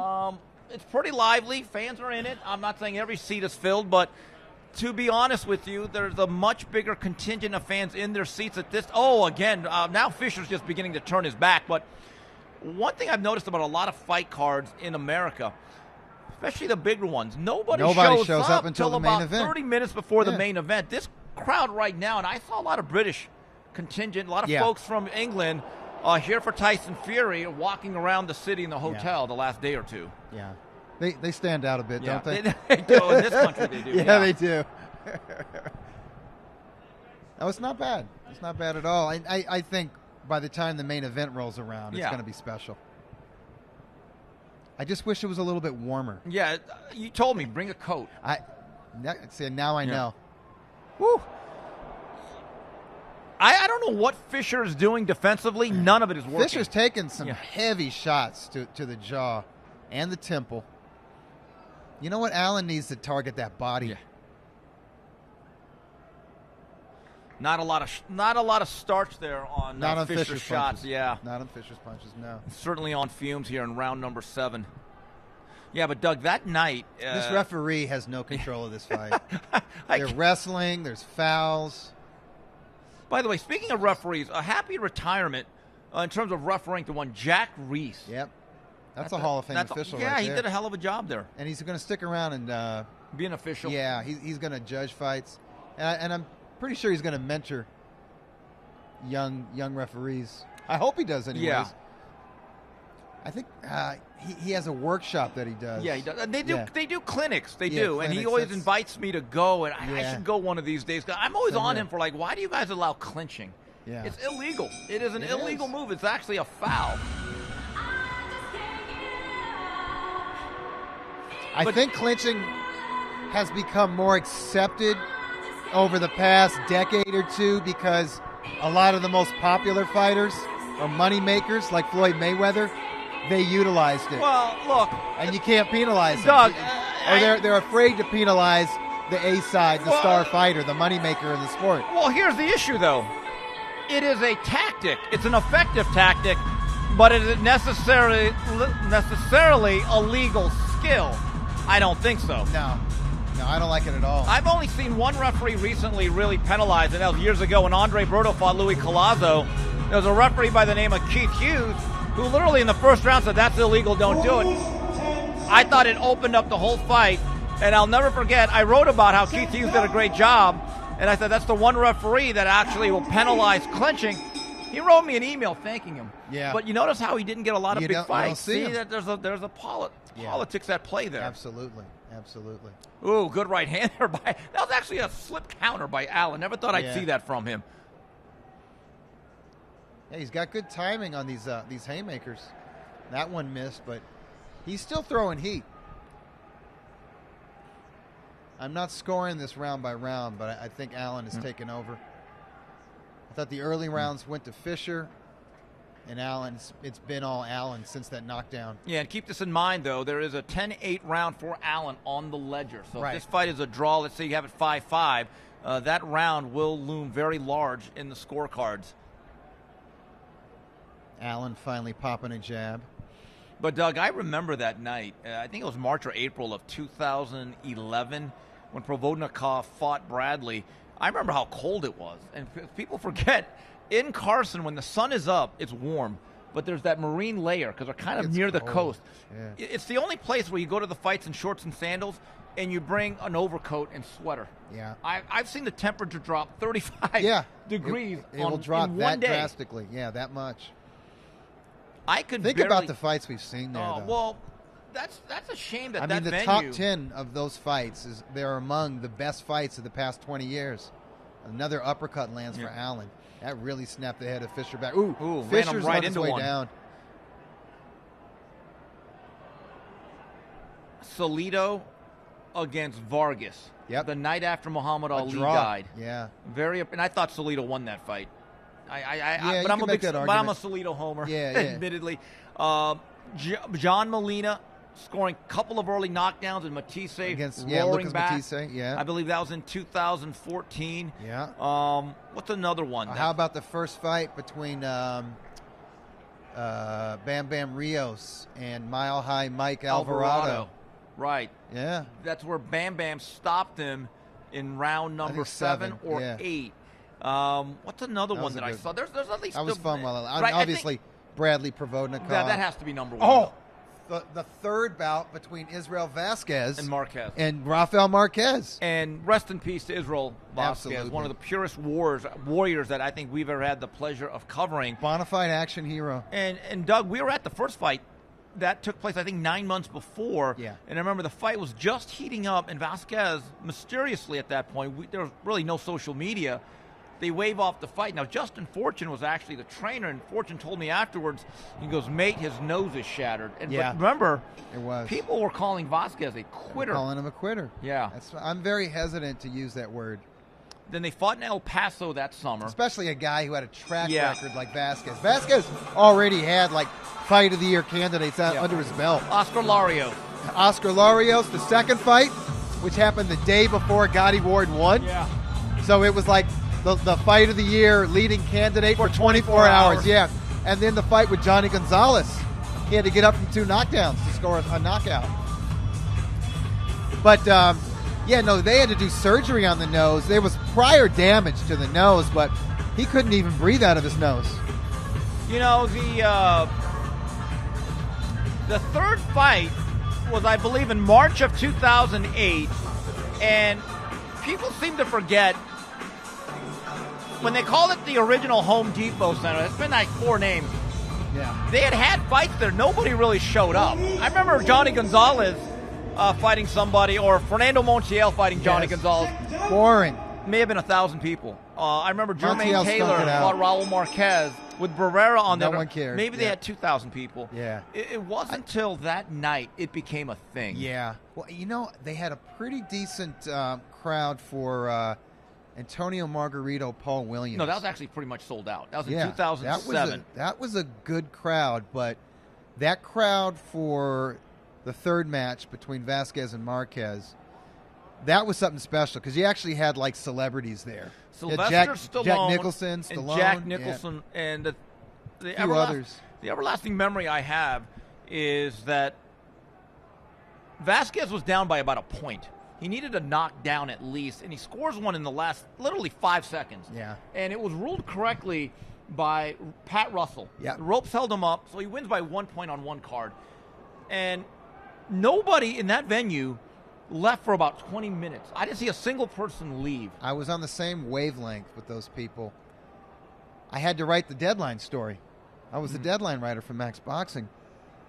And I just sat there and stared at my keyboard you're kind of and in my awe. screen. I was in awe, and I was thinking to myself, nothing I can write will do this fight justice. Yeah. What they've given tonight, like they gave a piece of themselves in there, especially the winner. And I think I just wrote that. Yeah, they were never the same. I'm like, neither of them were never. They're never going to be the same. So we have to really appreciate this and these fighters. If I remember correctly, Israel Vasquez had a terrible eye injury, took a year off, and he fought on one of those shows at the Nokia Theater at LA Live. Oh, he looked terrible. And he looked terrible, and you kind of realized this is he looked terrible against a hand-picked opponent. Yeah. Opponent coming way up in weight. And I know people criticize the fourth fight happening, but you had to make sure that, hey, this guy gets out of the game with something. Now, you can argue, was it beneficial to his health? No, but boxing isn't beneficial to anyone's health. No. I think that was a very tough decision that was made, but when you look at Israel Vasquez, I was thinking about this. If Arturo Gatti and Vinny Pazienza are in the Hall of Fame, why not Israel Vasquez? Why not Israel Vasquez? Multiple world champions, fight of the year, very exciting, had a really good record, good solid fighter. I think that Rafael Marquez is in the Hall of Fame. Right, and he got knocked out a lot. Yeah. So when Vasquez has 2 victories over him. And this is not an indictment on anyone that has been elected. It's a great honor. They should be congratulated. I'm a Vinny Paz fan. But someone brought this up to me. Why is Israel Vasquez not been given more serious consideration for permanent residence? You know why? Outside of the ring, he was a quiet guy. Yeah. Super humble, super nice, just friendly, low-key guys. And the squeaky door gets the oil. Yeah. And Vinny Paz has been lobbying the International Boxing Hall of Fame for many years. And he's a New England area, East Coast guy, you know what I mean? The White Rhino is rampaging again. Johnny Fisher, I don't think he won a round just hanging on. in the last He's literally 4 to 5. just hanging on. This definitely has to be a David Allen fight at this point. Oh, yeah. By the way, Israel Vasquez, another guy I saw on foreign boxing shows. Wasn't officially signed with them, but he made a few appearances. He did. Yeah, he did. We were lucky. No, we really were. We cut our teeth covering future Hall of Famers. Who fought a lot. That's the thing. We really got to. Taking a look at the replay. Once again, overhand right. And look, he didn't really turn it over, but it made solid contact. And it's landing to the ear, to the back of the ear. And these are fights that really wobble fighters. And Fisher's trying to hang in there with short punches on the inside, but I think the action's being carried here by David Allen at this point. Fisher's got heart. He does. He's hanging in there. He's taking a beating, though. Yes. At this point, he is. Taking a beating.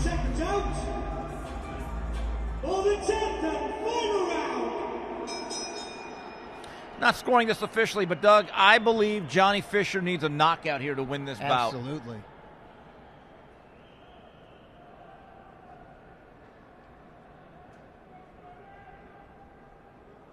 Speaking of heavyweights, Doug, you're talking about the Riyadh season, you get the sense Jared Anderson may never be the same after what Bacoli did to him. I mean, jeez.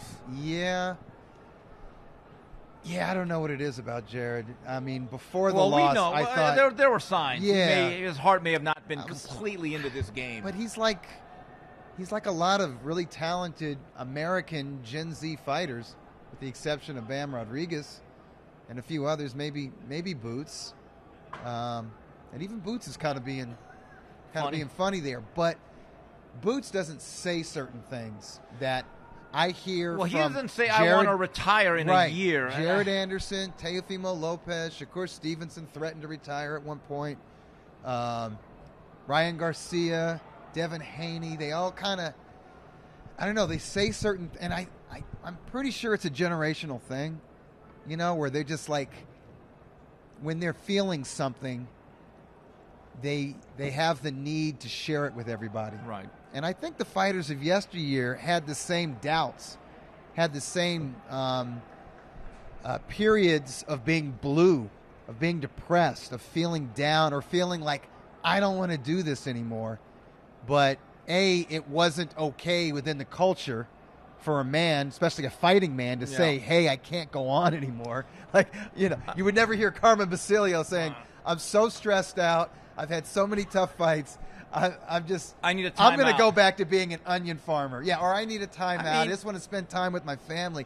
Like, it just wasn't. Even if they thought that and felt that, you couldn't say it. You couldn't say that. And you wouldn't get. You weren't a manly Doug, man. You wouldn't and get it's different now. You wouldn't get a lot of sympathetic ears. Yeah, but now we're in an era where it's like mental health is a thing, and so folks like, well, they want to share it. But I also feel like, you know, when a fighter starts talking about retirement, they've already got one foot out of the door, and they're not going to perform the same. And I feel the same way when a fighter says, you know, I'm only going to fight for another year or two, then I believe they're sort of mentally at least halfway checked out, and they're not going to perform as well, or they're not going to have the same fire in their belly when they're training or when they're competing. I mean, look at these two guys here. Not to be disrespectful, they do not have the athletic talent of a Jared Big Baby Anderson. No. They really don't. But they're sticking their nose in there. They do have the grit. They absolutely they have do. The gumption. And when you look at Jared Anderson and the reason why he took the Bacoli fight, Top Rank was not really aware of the fight. They didn't like the fight. Their matchmakers have said, we never would have accepted it, but Jared wanted that money. And that's another way of saying, hey, this is a short-term investment in my career, you know. Right.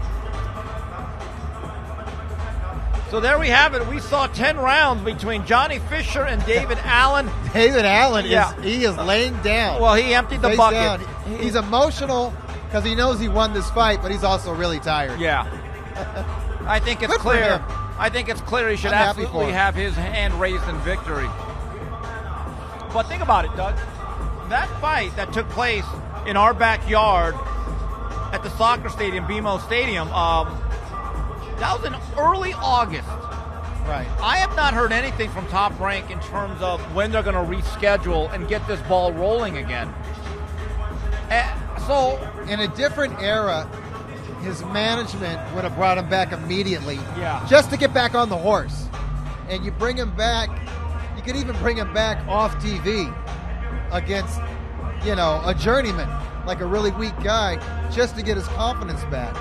And then bring him back like 2 months or 3 months later against sort of a mid-level guy, you know, just a solid guy to get some quality rounds, some professional resistance. All right, and then you get back into the mix, but that's not happening. All right, looking at some of the replays here of Fisher and Allen, these guys didn't have to work hard to find each other. Leather was landed throughout the evening, but as the fight went on, there was a particular pattern. David Allen just started to outwork Fisher and then scored a knockdown in the middle of the fight, and it was uppercuts on the inside.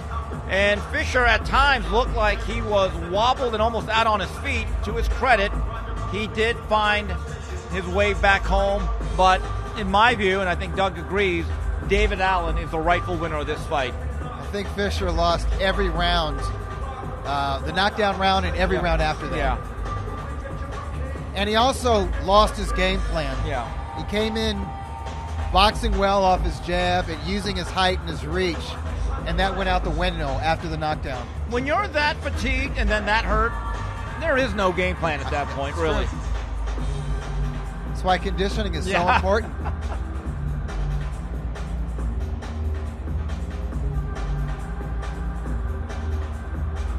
I'm going to make a call to Top Rank, though, when I get back. We'll listen to the announcement first from Thomas Triber. Ladies and gentlemen, after 10 rounds of boxing, we go to the judges' scorecards, and we have a split decision. Split! Come on. Oh, boy. Uh-oh. Latham scores it 95-94 in favor of Johnny Fisher. See the look on Unreal. Allen's face? He's incredulous. Kubiak scores it 96-93 Okay. in favor of David Allen. All right. That might be too close. Oliver Bryant scores it 95-94 Uh-oh. for your winner. That close? And now the WBA Intercontinental Heavyweight Champion, Uh-oh. Johnny Oh! No, that's wrong. Oh. That's wrong. Who are those judges? People at home, write their names down. Wow. You kind folks Wow. on Twitter, put them on blast. Wow. Put them on blast. Oh, my God. That's a terrible, awful Go to decision. if you didn't write their names down when it was being announced, go to Box Rec, get their names, put them on blast. Fisher did not win that fight. I feel terrible He for took David a beating. Allen. That's wrong. And by the way, a I lot don't of like the fans here are probably neutral. There was a loud, I would say violently objectionable reaction to that decision. Like, look, That's wrong. That's I wrong. can admit, me and Doug weren't watching the fight as closely as we will the main event, but from what we saw, and the fight's right in front of us on two screens, it's clear David Allen did the bulk of the good work. in Fisher the wasn't last half getting of the fight. anything done over the second half. Wow, what a bad decision. Who are those judges? Again, as you mentioned, Doug, looking at the replay, superior technique and fundamental early from Allen. Yes. Oh, yeah. He was looking good.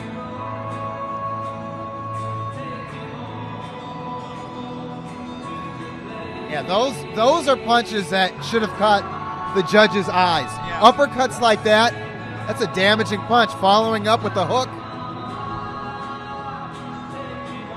There's another hook right there. The right hand was doing crazy damage from the Wow. outside. Yeah, I mean, the haymakers, those Doug, wide. Woo. I don't even think the ghost of John Uppercuts. Denver thinks Fisher won this Oh, fight. yeah. I'm a little bit stunned by that verdict. Really, I am. I hate poor officiating. Yeah. And the referee didn't wrap himself in glory either. But Doug, as I was saying, I'm going to start to call around to see exactly when is Jared Anderson getting back on the bike. Yeah. You know, you lost. It happens. You can't wallow in it forever. We Come are back. now, in about 7-8 days, we're going to be in a new year. He's still the great American hope. Who else out Well, there is there? Who that's- is there? I have a question. Is there another American heavyweight that we can is Jermaine Milton? I don't think anyone really considered him a high ceiling prospect, right? Who's our version of Moses Itauma? I don't think there is. I'm not aware. I'm not aware of that type of heavyweight on the American scene. Yeah. They're all Which is playing football crazy and because basketball. the heavyweight division used to belong to America. Up through the 90s, I would say. The 90s when we had Michael Moore, Evander Holyfield, Oliver McCall, Tommy Morrison. Riddick Bowe. Riddick Bowe. You had the old guys. You had Yeah. George Foreman and Larry Holmes sticking around. Made it interesting. Starting with the dominance of the Klitschkos when they eventually settled themselves, that division became more and more less American. Yeah. Well, I'm still stunned over And you that can see division. that, yeah. I'm just still stunned over that division. over this decision that was Yeah. just handed out. But I look at Jared Anderson as a guy who has a lot of the physical tools. He I'm does. not so sure he has any of the intangibles that you need to really succeed at the high levels of this sport. I mean, he reacted when Bohachuk hit him. I mean, he hit Bohachuk back, but it also seemed like it was panic punching. Yeah. Like, that heart rate was up. He didn't just lose, though, Doug. He got beat up. Yeah. And But I think Bohachuk does that to a lot of heavyweights. no, he does. Well, Bacoli's had problems getting fights even now. Yeah. You know, here's a fight I would love to make, and I hope Serhii Bohachuk will one day consider it. Martin Dadbod Bohachuk against the Big Bang Zhang. Yeah. Well, I heard Team Bohachuk wants that fight and has put themselves out there, and the team of Big Bang Zhang, they're not interested. Doug, I believe that. I don't think anyone's interested in Doug, fighting I Bohachuk. believe that except for Michael Hunter. Except Michael Hunter, right? But here's the other issue, though. Team Bohachuk is in no position to turn down any fight, though. That's the reality. Yeah. I'm not saying they're old, but they're in a position. Beggars cannot be choosers. No, but I don't think Bacoli's team is turning down anything. Right. No, I'm with you on that. No, other fighters or their management are turning down Bohachuk. Yeah. He is absolute dangerous. Poison. Just naturally heavy-handed, and he's improved. Yeah. I forget the name of his trainer. He's Scottish, and he trains in Scotland. Bacoli's trainer. Forgot the guy. Forgive me, dude, but you've done a great job. Let's first welcome to the ring from All right, so the next bout's coming in. We're going at a pretty quick pace here tonight. Good. Davis.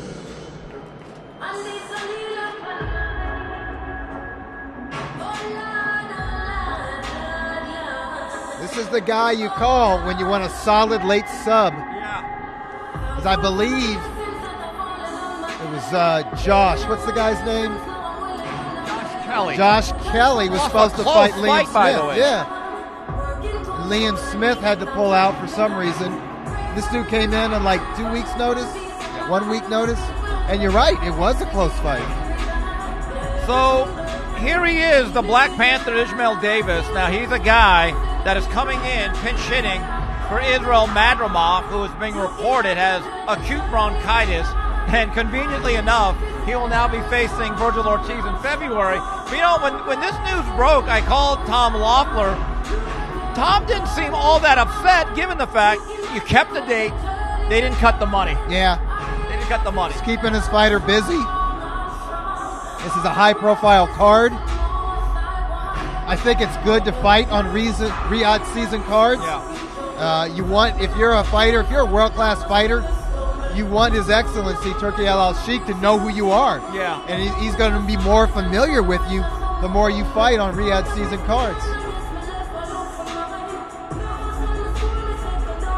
But this is certainly an opportunity of a lifetime for Davis. 13-1, 6 knockouts. And look, if there's a chance to pull an upset, keep this in mind.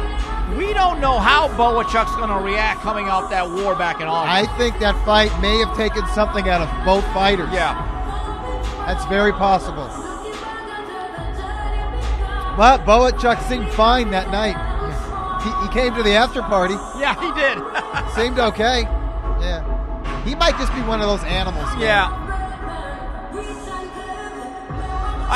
Some human beings truly are built for fighting. And they love fighting. They have a durability that others don't have. To the ring from Ukraine, Serhii Flaco. Doug, do you remember the first time we really saw Serhii?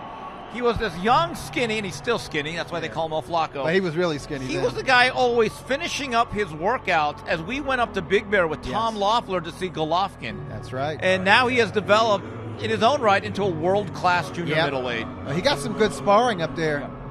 There was Michelle Soro was up there. First time I ever met Sebastian Fundora. Yep. Who at that point was the tallest welterweight I ever knew. Now he's the tallest junior middleweight. Yeah. Look at that face. Look at that. Oh my God. Yeah, he's a bit of a psycho, man. Yeah, he really is. Now he really does love this. He loves training. He loves fighting, and he embraces these type of moments. I get excited when Bohachuk fights. I love watching him fight. I think the first fight of his I called, it was with Beto Duran, and I think it was on the undercard of Canelo Golovkin 2. And he was billed as the Ukrainian Margarito. And I remember thinking to myself, yeah, I see a lot of similarities. A long-limbed, tall guy who's more durable comfortable on the inside, high rate of activity, and a guy that has a pretty good chin. And this has been a really good job of development by Tom Loeffler, fighting on 360 Promotions cards, and actually made an appearance in my hometown of Montebello, California, at Quiet Cannon more than once, beating Nathaniel Gallimore. That was a good fight. I thought that was a real test for him. If you look at the year he was about to have, he fought Brian Mendoza, Virgil Ortiz, and he was paired with Madrimov. Yeah. That's murderer's row for 54. That's wanting the smoke. Ladies and gentlemen, this bout is scheduled for 12 rounds. It is a final eliminator for the WBC Super Welterweight Championship of the World. Brought to you by Riyadh Season and the General Entertainment Authority, GEA. With Frank Warren for Queensberry Promotions, Bob Aaron for Top Ring Incorporated, and Selma. In association with Eddie Hearns, Matchroom Boxing, Gold Star Promotions, and 360 Promotions. Along with their great sponsors, Saudi Tourism Authority, Saudi National Bank, STC, Dr. Suleiman El Habib Medical Group, Saudi Airlines, New Murama Development Company, Taunia, Lucid Motors, and Altan Feeding. It is sanctioned by the British Boxing Board of Control, Board Representatives Robert Smith and Robert W. Smith, along with the World Boxing Council, President Mauricio Suleiman, Supervisor Kevin Noon. Our 3 judges assigned will be Ray Danseco of the Philippines, Lee Every of England, and Mark Lyson of England. Our referee in charge will be Hector Afu of Panama. Introducing to your first fight tonight out of the blue corner, he comes to the ring wearing white with purple and weighed in officially at 153.6 pounds. Coming to us from Leeds, Yorkshire, England, he brings a professional record consisting of 13 wins, just 1 defeat, 6 of his 13 wins coming by way of knockout.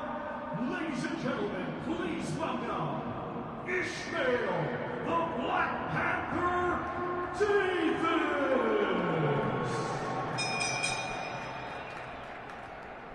And his opponent across the ring fighting tonight out of the red corner.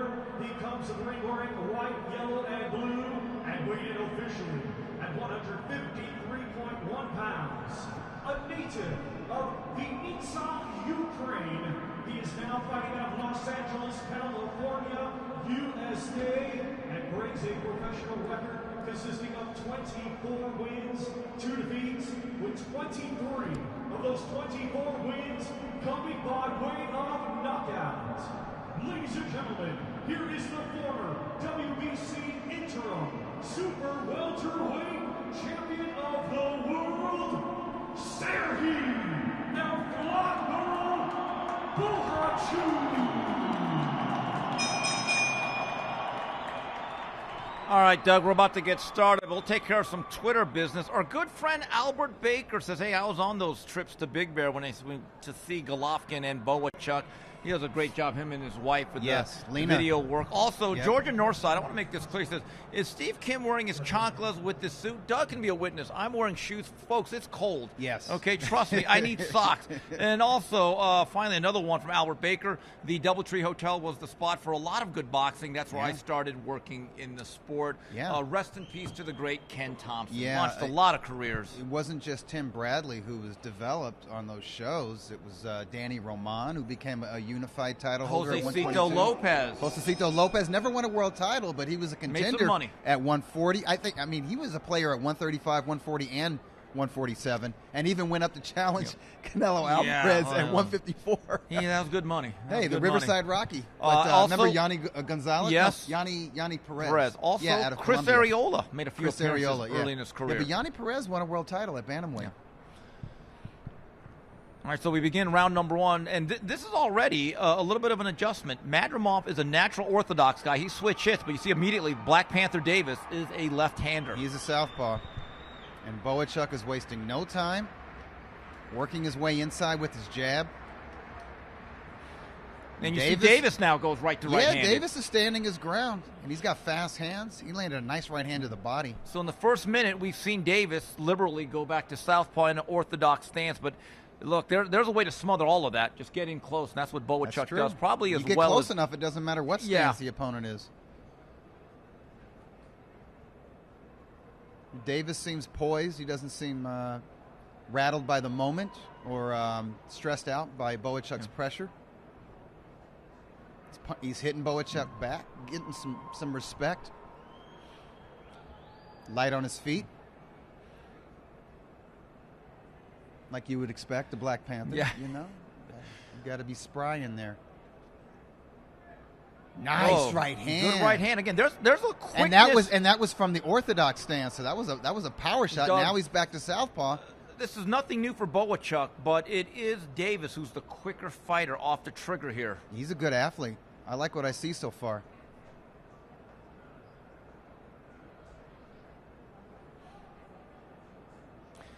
Keep this in mind, though. There's a minor title, so this is a 12-rounder. So Bohachuk's going to have plenty of time here to get into this thing.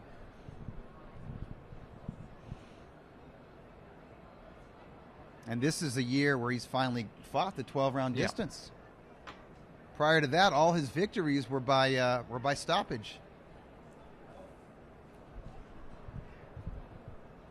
So he's got 24 quality rounds under his belt this year. But Davis, I think Davis is landing the much better shots in this opening round. It's clear, though, Doug, Davis is the quickest guy he's fought in 2024. Oh, yeah. And the switch hitting style and the lateral movement is troubling Bohachuk at the moment.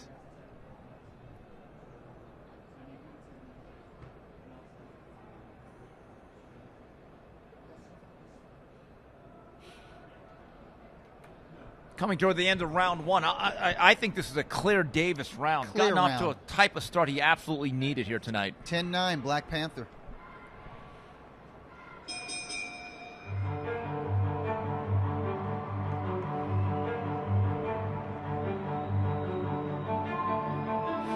And we mentioned that Tom Loeffler has done a good job developing Serhii Bohachuk. Well, that man, the chief in the corner, Manny Robles, he's part of that equation, part of that development. Manny Robles, one of the hardest working blue-collar trainers that you'll see in the sport. One of the nicest guys, too. Got a great facility, though, his own gym now. It's a Knockouts. Yeah, Knockouts. Southgate? It's Southgate. Yeah. About 15 minutes from the city of Los Angeles. And I love it because it's clean but not too clean. It just feels like a boxing gym. Yeah. Let me take a look at some of the action. Again, that's the quickness right there. Yeah, that right hand over Bohachuk's jab. Bohachuk can't just leave the jab out there. He's going to have to bring that hand back real quick. Doug, it's going to be key. And again, he doesn't have to do it now because we're only in round two. He's going to have to work in volume and really smother and muffle what Davis does in terms of his hand speed.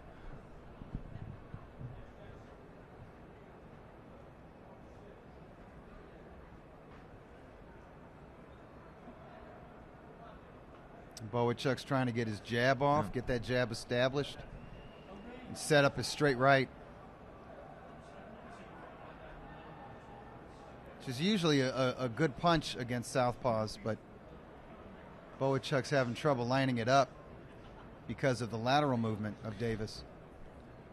I'm just getting the sense Bohachuk's going to have to work his way towards a knockout if he gets one. He's generally not a one-punch shot. No, it's an accumulation.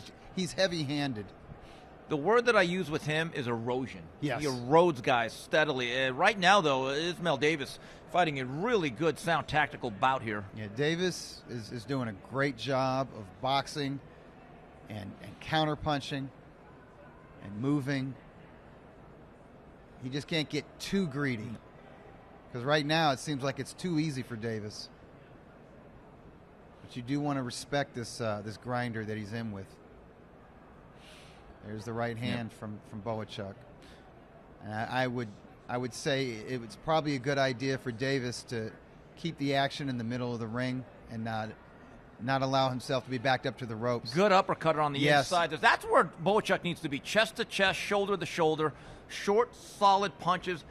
And that's, look, the inside is where Davis doesn't need to be. Yeah, if you're Davis's trainer, there's an old saying I heard for years, the ropes are hot. Get off them. Don't let it burn your back. Bohachuk's starting to get into this now here, halfway through the second. He is. He's having some success on the inside. And that's what I was talking about early. Davis can't get too greedy. Don't get so comfortable that you're just going to stand in front of this dude, because he's a blender.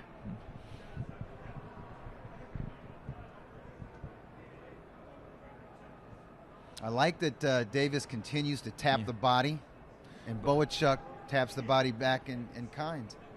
Bohachuk's, though, getting on track. This has been a much more even. Oh, there it is. Left hook. Short left hook. Woo! That's where he wanted to be. Oh! It's all about the real estate. Down goes Davis. Left hook on the inside. Well, he's in the fight now, Doug. Hey, Black Panther is agile. Black Panther is nimble. Black Panther fights smart. You ain't the Incredible Hulk. You're the Black Panther. Well, man. that good early You got to start. have some stealth, man. Yeah, Don't just stand in there with this dude. Nice combo from Davis.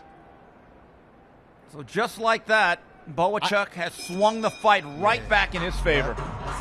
10-8 round for Bohachuk. Doug, you said it, though.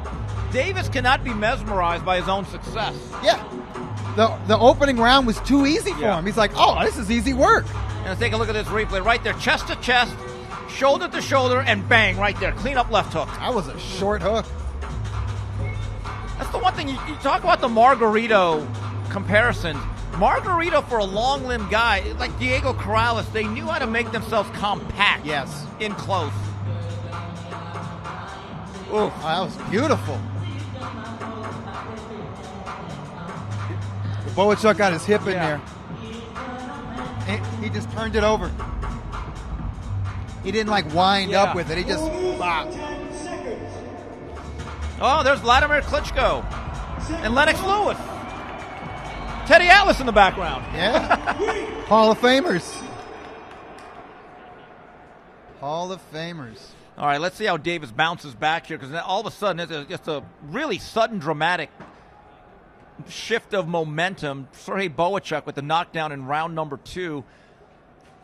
Boy, you could just feel Bohachuk, though. He seems to have all the confidence in the world. He's surging Ismail Davis here. Yeah, he's doing well.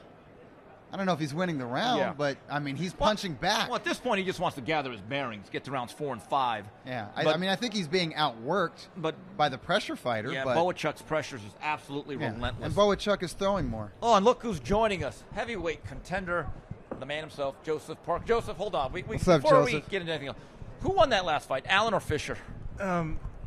Fisher started off strong. First 4 rounds, you would give him. Yeah. Then Allen came back and just dominated. Right. So we agree. From the knockdown round on to the end, right? It was all all watching Allen. from the change rooms, and we're all very surprised at the result. That's boxing. Sometimes you get these results that no one agrees with. Well, Joseph, it's not the boxing that's the problem. It's the judging. It's everything else that's involved. And right now, Serhii Bohachuk trying to put the heat on the very game. Fight. Ismail Davis. Yeah, Davis had some moments there. He was landing uppercuts and body shots. Pushed him. That was a very close round. So, Joseph, you are fighting Daniel Dubois, right, next for the title? Yes. Now, let's get into who you're fighting. Were you surprised by how easily Dubois dominated Anthony Joshua a few months back?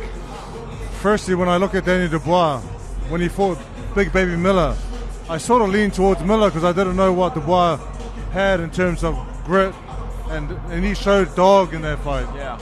Then you go on to Hrgovic, taking all those right hands, then be able to come back from that and stop Hrgovic, then to Joshua. So I picked against him all 3 times, and I was very wrong. Yeah. So respect to him and what he's done.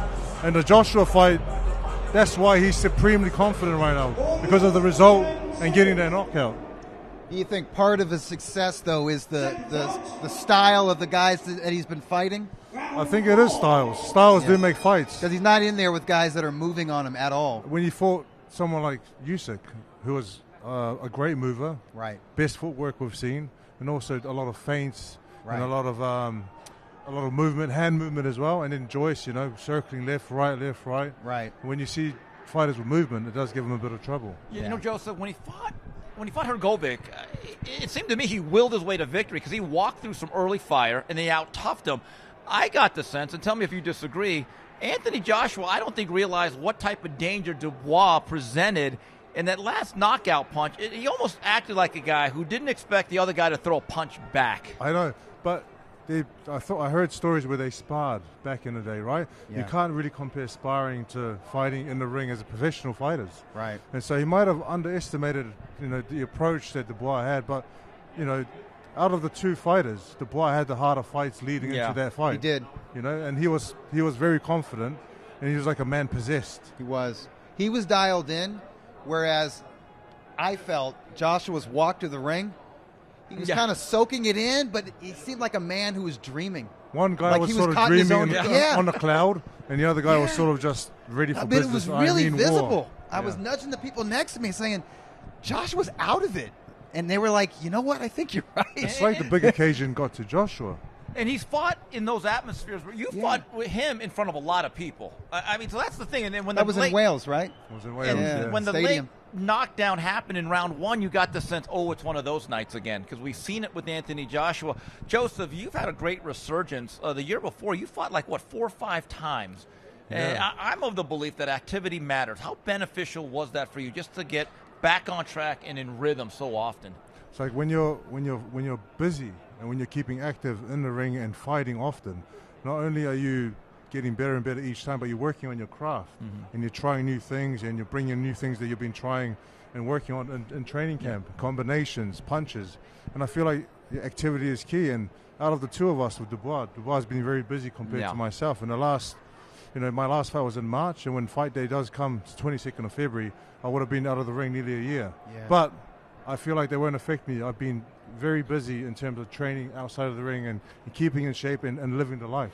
Did you want another fight before the end of this year? 2, 3, 4 What fights. happened? Oh, shoot. I've been just waiting. Yeah. Put on the shelf to wait and see what happens. But now that I've waited this long, I got this big fight now. And I'm taking it with both hands, big opportunity. Here's a silly question. How hard does Zhang hit? Very hard. My chin felt it twice. Once on the chin, once on the head, back of the head, side of the head. And I think with the weight that Zhang has, in kilograms, I was 112 kgs, and Zhang was 133 kgs. So he's a big man. He's a monster. And fast hands for a big man. Fast hands, good fundamentals. He's very, accurate as well. I think all the experience that he had in the amateurs, he's taken on to the professional game. Now, we take a look at that man right there that's on the screen getting Let's go, Gypsy King! Okay, so I don't have to ask you who you want or think is going to win. Joseph, this is an interesting dynamic. He's 19 pounds heavier than when he weighed in the last time. Yeah. So is the strategy obvious? He wants to be the bigger, stronger guy this time and be on the front foot more often? I thought that was the plan going into the first fight, being the bigger man, pressuring Usyk, and he's got long reach, tall. But Usyk is just a very switched-on fighter with his footwork and the feints that we see constantly in every fight that he's involved in. And he sort of figures you out. So I think going into this fight, Tyson's plan maybe is to use that size and reach and sort of maybe muscle his way in, and tire him out with that extra weight that he's put on. Do you worry, though, let's say he doesn't steamroll him early. Now you are putting on an extra 20 pounds. He's an older fighter. Is there a concern the second half of the fight, there's more to log? That could be a concern. It could be. Putting on weight, you never know how your endurance is going to last. Whether it's the same endurance, if you've been working on endurance, or if you're going to fade. I wanted to ask you about Andy Lee. What has he brought to your overall game and to your career? Andy Lee is like a very good teacher. You have so many coaches in boxing, and a lot of them are pad holders, and a lot of them are good pad holders. Yeah. But some of them, there are only a few of them that are teachers, and they can teach you different things. And he's taught me taking it way back to the basics and the beginning, and just stripping away all this and just sort of starting again.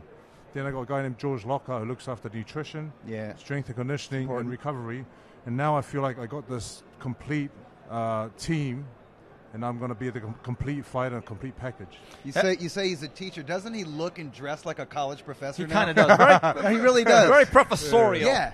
And he's he's a proper man. Yes, he is. And I've learned a lot from these two gentlemen. Yeah. And I'm very grateful to have them in my corner. Have you read Andy's book yet? I've read his book. Good book. Yeah, it's a lot of a good stories. book. When I first started training with him, I started reading his book and sort of found out more about him with the book and in person. Man, Bohachuk is just a steamroller, dog. Just It's keeps just punching. nonstop. And here's the Punches thing: are flowing. Davis is punching back. I mean, he's in here. He's in the fight. He's competing. He's Not the just same being effect, though. outworked. Outworked. Joseph, Yeah. what would you rather face? A guy that's going to give you high activity that you could work off of, or a guy that's going to box and move? Straight right for What do you Bohachuk. prefer? Oh, like a guy that boxes and moves. Like, Right. look Because of that. Yeah. Like the guy with the activity that just non-stop throws punches. Look, he's just in his face. And it's so easy to say you should outbox him. Easier said than done, the pressure. A lot easier said than done. When you got that pressure in front of you, like no matter what plan you've had before the fight, when that pressure's in front of you, everything changes. Bohachuk has taken something out of Davis because Davis doesn't have the snap on his punches anymore. And he's not operating from the distance that he was operating. I think legs have been taken away a little bit, Doug. There's no doubt about that. I mean, he's still in there. He's still in there punching back, and he's showing a lot of grit and a lot of courage staying in the pocket with a grinder, a total blender you can like tell Bohachuk. that a lot of these punches are coming back to him. They are affecting him. Joseph, what would you consider your toughest fight, regardless of the result in your pro career thus far? Toughest fight would be. There's a few of them, but I like Andy Ruiz was a very close fight. Oh yeah, and very tough. That was your title fight, right? Title fight, but tough because Andy Ruiz was one of those fighters that a lot of people underestimated. Yeah, I knew how tough he was because I sparred him in Vegas when I first started working with Kevin Barry. Yeah. And the first sparring session I had with him, my trainer said to me, "Don't worry about how this guy looks. Focus on your work and our plan going into the sparring session." And I thought to myself, he's not going to be that dangerous. Yeah. Next thing, chases me around the ring for 4 rounds and bashes me up. That's the first encounter I had with Andy Ruiz. So I knew that he was a tough man. Skill, speed, and good fundamentals as well. Yeah. that hand speed belies his body. That's a book whose cover has been misjudged many times. Many times. I misjudged him myself. And I was like, then I was reminded, don't judge a book by its cover. It's true. Now, it seems obvious, though. Do you have to at least initially outbox and mind the space against Dubois? I think with Dubois, going into this fight with Dubois, he's going to be, like we said, supremely confident. And he's going to come in, I think he's going to be like a little bulldozer. Come forward and try and steamroll me. I have to be very switched on, like every other fight, and be smart about my work, pick my shots. I don't want to be moving around too much and giving him too much space. You want to just move, just movements that you need to make, not running around So I feel like with Dubois, I have to be very fast. Right. And I have to be slick and avoid just, he throws a lot of punches and bunches, but they're all powerful punches. Compared to Zhang and Wilder, Dubois throws a lot more punches, so I have to step it right up. What's the key to breaking him down if you want to do that? How do you wear him down? What's like? Do you go to the body? Are there certain punches that he's vulnerable for? I think the way he holds his hands, it looks like he's there for an uppercut. Listen, he's always he's got his hands up. Yeah, and he's AJ always wasn't in and able out, to do in it and out. though. Yeah. Yeah. But he showed a good chin. Yeah. So what else is there? The body. Yeah. The body. Maybe Joseph, the body. were you surprised, given the circumstances that existed at that time, that Deontay Wilder decided to choose you as like some sort of comeback fight? I remember a lot of people saying, what's a tough style? Were you surprised you got that assignment? They offered me the fight, and I said yes straight away. Yeah. And I said I would love the opportunity to fight Wilder because we were supposed to fight back in the day. Yeah. And it never eventuated. You were both hot prospects at the same time. Yeah. We're both champions. But when the fight started, that's true too. Yeah. when the fight started, I was practicing with Andy Lee and training for someone who's going to apply pressure. And as soon as the fight started, he went on the back foot straight away. So I was like, okay, holy moly, okay, this is my time to put the pressure on. Right. So I feel like he wasn't really the same fighter that we usually, have seen back in the day. Bohachuk. He landed a straight right. He landed 3 of them, Doug. Yeah. But those were flush, straight rights. Joseph, can guys like this, with their pressure and activity, overcome any technical deficiencies they might have if they're just on you like this? I think they can. Yeah. They can overcome some of those things they don't do as well because they're just applying pressure and just throwing bombs and haymakers non-stop. There's a saying with those guys: if we throw 5, we might miss 4, but they will get ones. And that's the thing. If you only throw 2, the law of averages say you might actually just miss 2. You're not going to hit one time. I think both guys are bleeding, but definitely Davis has taken most of the damage, most of the punishment in this fight. And I think he's on autopilot right now. Yeah, and the thing about Bohachuk, he's there, but he's not really thinking about his situation. He's one of these guys that could probably fight 30 rounds at this pace, I get the sense. Yes, he can, totally.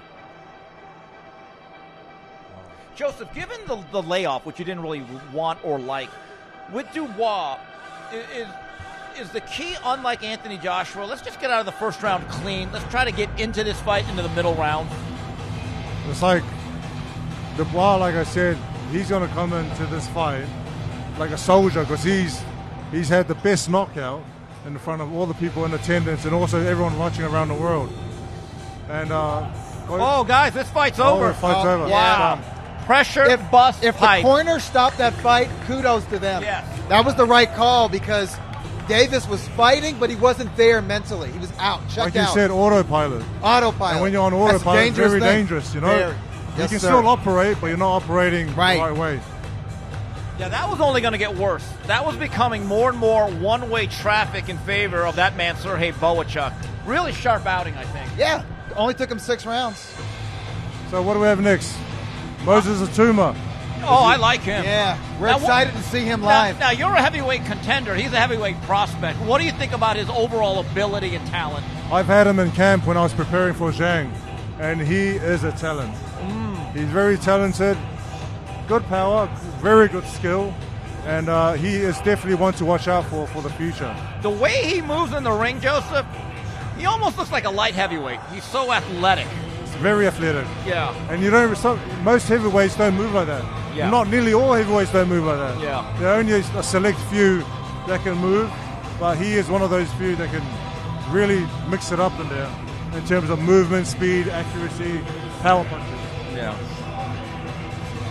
Well, he doesn't even look like he got hit. He really doesn't. Bohachuk looks clean as a whistle. He's got tough skin. Yeah, he does. Because he wasn't that busted up after the Virgil Ortiz Jr. fight. You know, I don't know if Bohachuk, where he's going to fight next, who he's going to fight next, but I get the sense, guys, he gives any 54-pounder hell. Wow. Absolute hell. With that kind of pressure and volume of punches and non-stop going forward, he's definitely going to give them hell. And you see Eddie Hearn there talking to Ishmael Davis. I think he's telling him, look, you just got ran over by a tank. Yeah. There's no shame in it. We got you a payday late. Enjoy your Christmas. He'd do that to a lot of guys. Wow. So, Joseph, where's your camp being held for this fight? My camp is going to be held in Ireland. Ireland, okay. With Andy Lee. With Andy Lee. Yeah. So George Lockhart is in Ireland at the moment, my strength and conditioning trainer, nutritionist. Andy Lee's here tonight. Yeah. We fly back home tomorrow and we start camp on Monday. And we have 9 weeks before the fight, which is a great time. I'm already in shape. Sometimes fighters use camp as a way of getting in shape, and that's me in the past. But now I'm already in shape, so just going to build and work on things we need to work on. Yeah. Good. Camp should be about that game plan. Getting dialed in and coming up with game plans. Yeah. Game plan, endurance, make sure the speed is still there. Yeah. And everything is just ticking nicely the right way. Yeah. So there he is, Serhii Bohachuk. What a rough night at the office this guy is for anybody. And he's had a hell of a year. Yeah, he really has. 3 fights, 3 really notable performances. Ladies and gentlemen, after 6 completed rounds of boxing, the blue corner retires their fighter, and our referee in charge, Hector Alu, accepts. All right, Joseph, you want to see things ringside. I wouldn't want to spend any more minutes with us either, so don't worry about it. We take no offense to it. All right. Thanks for joining us, Joseph. Thank you guys very And much for there he having is, me. Joseph Parker, who's fighting for the heavyweight title against Daniel Dubois in February. Very gracious as always. Want to thank him for his time.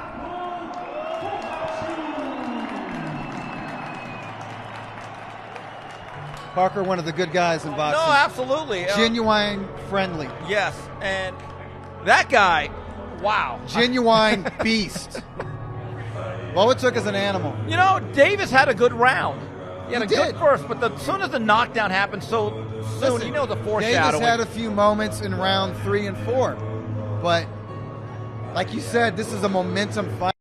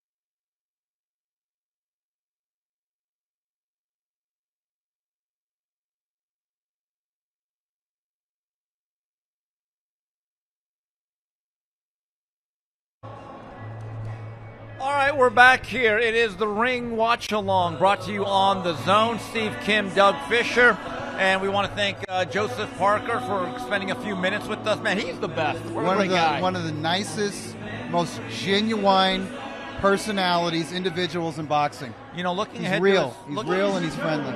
Looking ahead to his fight, as we watch the next fight coming in. Well, maybe the next fight isn't. He's got the all-around skill, the seasoning, and the character. This will be a much more difficult fight for Dubois than what he faced against Anthony Joshua. Yeah, that's why I asked Joseph, could some of... I don't want to take anything away from Dubois. He's had a great year. definitely he's the comeback of the year fighter. You know what I mean? And he may have scored the knockout of the year. Maybe an upset of the year candidate. So he's doing a great job. But I just wonder if the fact that Jarrell Miller, not a very mobile guy, I mean, he's like an iceberg, you know. And then Ergovic, I've always thought Ergovic is a bit overrated, to be quite honest. You know what I mean? But one thing about Ergovic, he wants to stand in front of you, you know, and work his jab. And Ergovic came in there thinking that he was going to knock out Dubois. So he presented himself to Dubois, and I think AJ did the same thing. Joshua kind of walked in there, checked out, but he didn't really give Dubois his due respect, and you know Parker's going to do that. He's going to give him his respect and fight like the veteran fighter. Yeah, and Parker has the foot speed and enough athleticism. And look, if you could take the power of Zhang Zhilei, and get off the canvas twice, that means you got character. Yeah. You got some guts. So, like, the one thing that we've known about Anthony Joshua in a couple of his losses, he panics a little bit. He does not handle adversity well. Right. This is a fighter in Parker who's shown he can overcome some bad He gets knocked stuff. down, and he showed it against Zhang. He gets up, and he just brushes it off. And he gets right back to the game plan. All right, hold on. Someone's going to get very lucky here tonight and I think win a new car or something. Not bad. Okay. Is it me? Did I win something? But now, we have our winner! Who is it? Who is it? S21. Oh, look, is that him? Oh, look at that guy. There you go. 45. Wow, lucky guy. Merry Christmas to him. You know? Yeah. Come on down and claim the keys to your brand new, stunning Mercedes S-Class 450.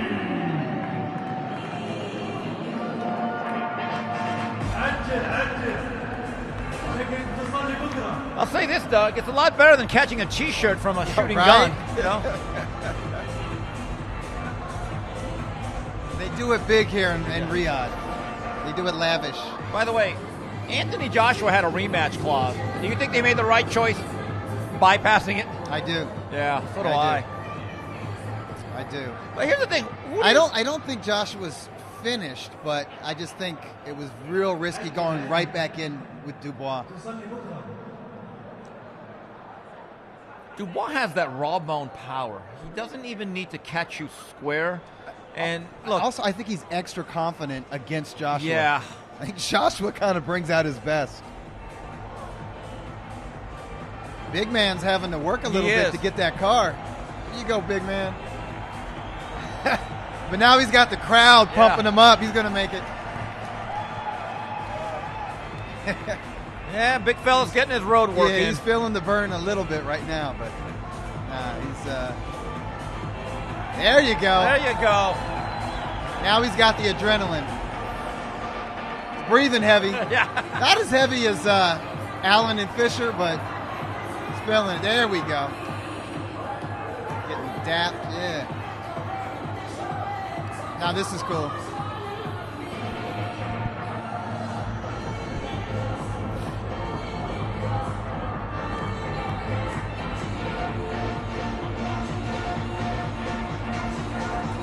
I just wonder, though, as we go back to Anthony Joshua, you think they're hoping and praying that Fury wins tonight, Yeah. and this way you say, okay, we can do the third fight some other time. Let's get to the fight that should have maybe happened 3-4 years ago, and hopefully in the UK in terms of the atmosphere, It should be. Fury Joshua. Absolutely. I think if Fury loses tonight, but it's a competitive fight, it's an entertaining fight, they still do it. They can still do Joshua Fury. Or maybe it's Fury Joshua. Yeah. I don't know.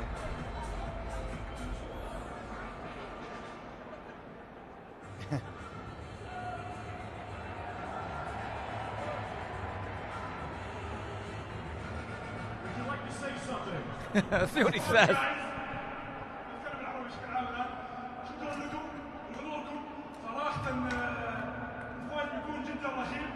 وشكرا لمعالي تركي آل الشيخ. شكرا لكم جميعا. جدا سعيد. Congratulations. No translation needed. Yeah, he said, thank you, Turkey. Yeah, That's what he I said. heard that. Yeah, he got his work in. Yeah, he did, though. His workout in for tonight. Good for him. Oh, that's Oscar and His Excellency. There he is, the golden boy.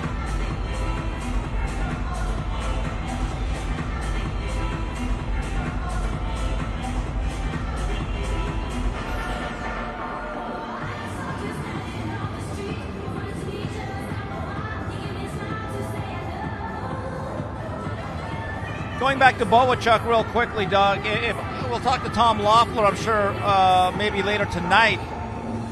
My view is this. You thought you were getting Madrimov. You just fought Virgil Ortiz. If I'm him, I say I want the winner of Ortiz-Madrimov. Yeah, and I would lobby the WBC to force that. Yeah, well, remember, they won some sort of elimination bout. Some kind of elimination bout, the elimination, right. in theory, puts you in position to be in position. But here's the thing. If he can't get the winner of Ortiz-Madrimov right away, he should stay busy. Yeah. And there's a lot of quality fighters in the 154-pound weight class. Well, with or without a title, this is what Bohachuk is. Entertainment. He's good TV. Yeah. And they fought 3 times last year, starting with Brian Mendoza, which was a real grinding fight, and Mendoza showed a lot of guts. Really? Not as Maybe much, too much. No, not as much as his corner. Had an absolute war with Virgil Ortiz, and then he took care of a pretty solid guy on late notice in Ishmael Davis. That's a solid year. I know what Tom believes in. If you go back to the glory days or the rise of Gennady Golovkin, what was it really built on? Activity. Yeah. Activity. So I don't see why that he would at this point want to break that formula. No. He should at least fight 3 times next year. Yeah. And I know he's the kind of guy who would love to fight 4 times because he stays training. Yeah. He likes training. He's a freak. He likes cutting weight. He really gets into it. He is a sicko. No, he's this is his thing. This is his jam. This is his passion. Worldwide. Let's first welcome to the ring the challenger from Australia, Dempsey, the Tower. Okay. McKee. We got the heavyweights back in action, and this is a young man that we're certainly looking forward to watching in Moses Itauma, who many people believe, including Joseph Parker, probably the most talented young heavyweight in the world, and he's taking a bit of a step up here against that guy right there, the Tower, Dempsey McKee. Yeah, only 1 loss on his ledger. Yeah, in 23 fights. Was that Ergovic? Yes, it was. Yeah, and that was a 12-rounder, I believe, that he got knocked out late, I believe. Yeah, it was late. It was a late stoppage. The problem is he hasn't fought since last August. Yeah, that's the problem. And as we know, Moses is he's a teenager coming up, so they're keeping him busy. And McKee is coming up to a fancy house version of Men at Work, Man Down Under. Yeah, it's not bad.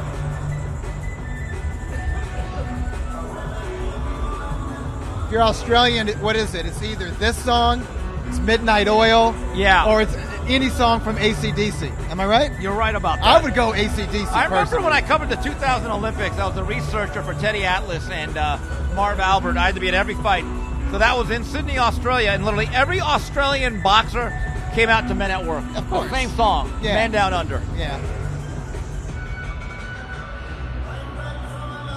So this guy is he's 6'6".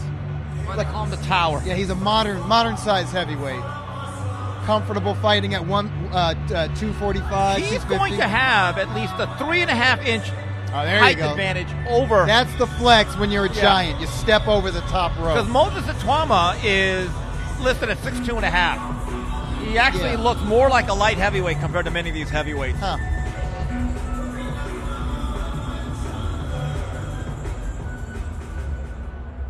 And now let's welcome to the ring the undefeated defending champion from England, Moses Itauma.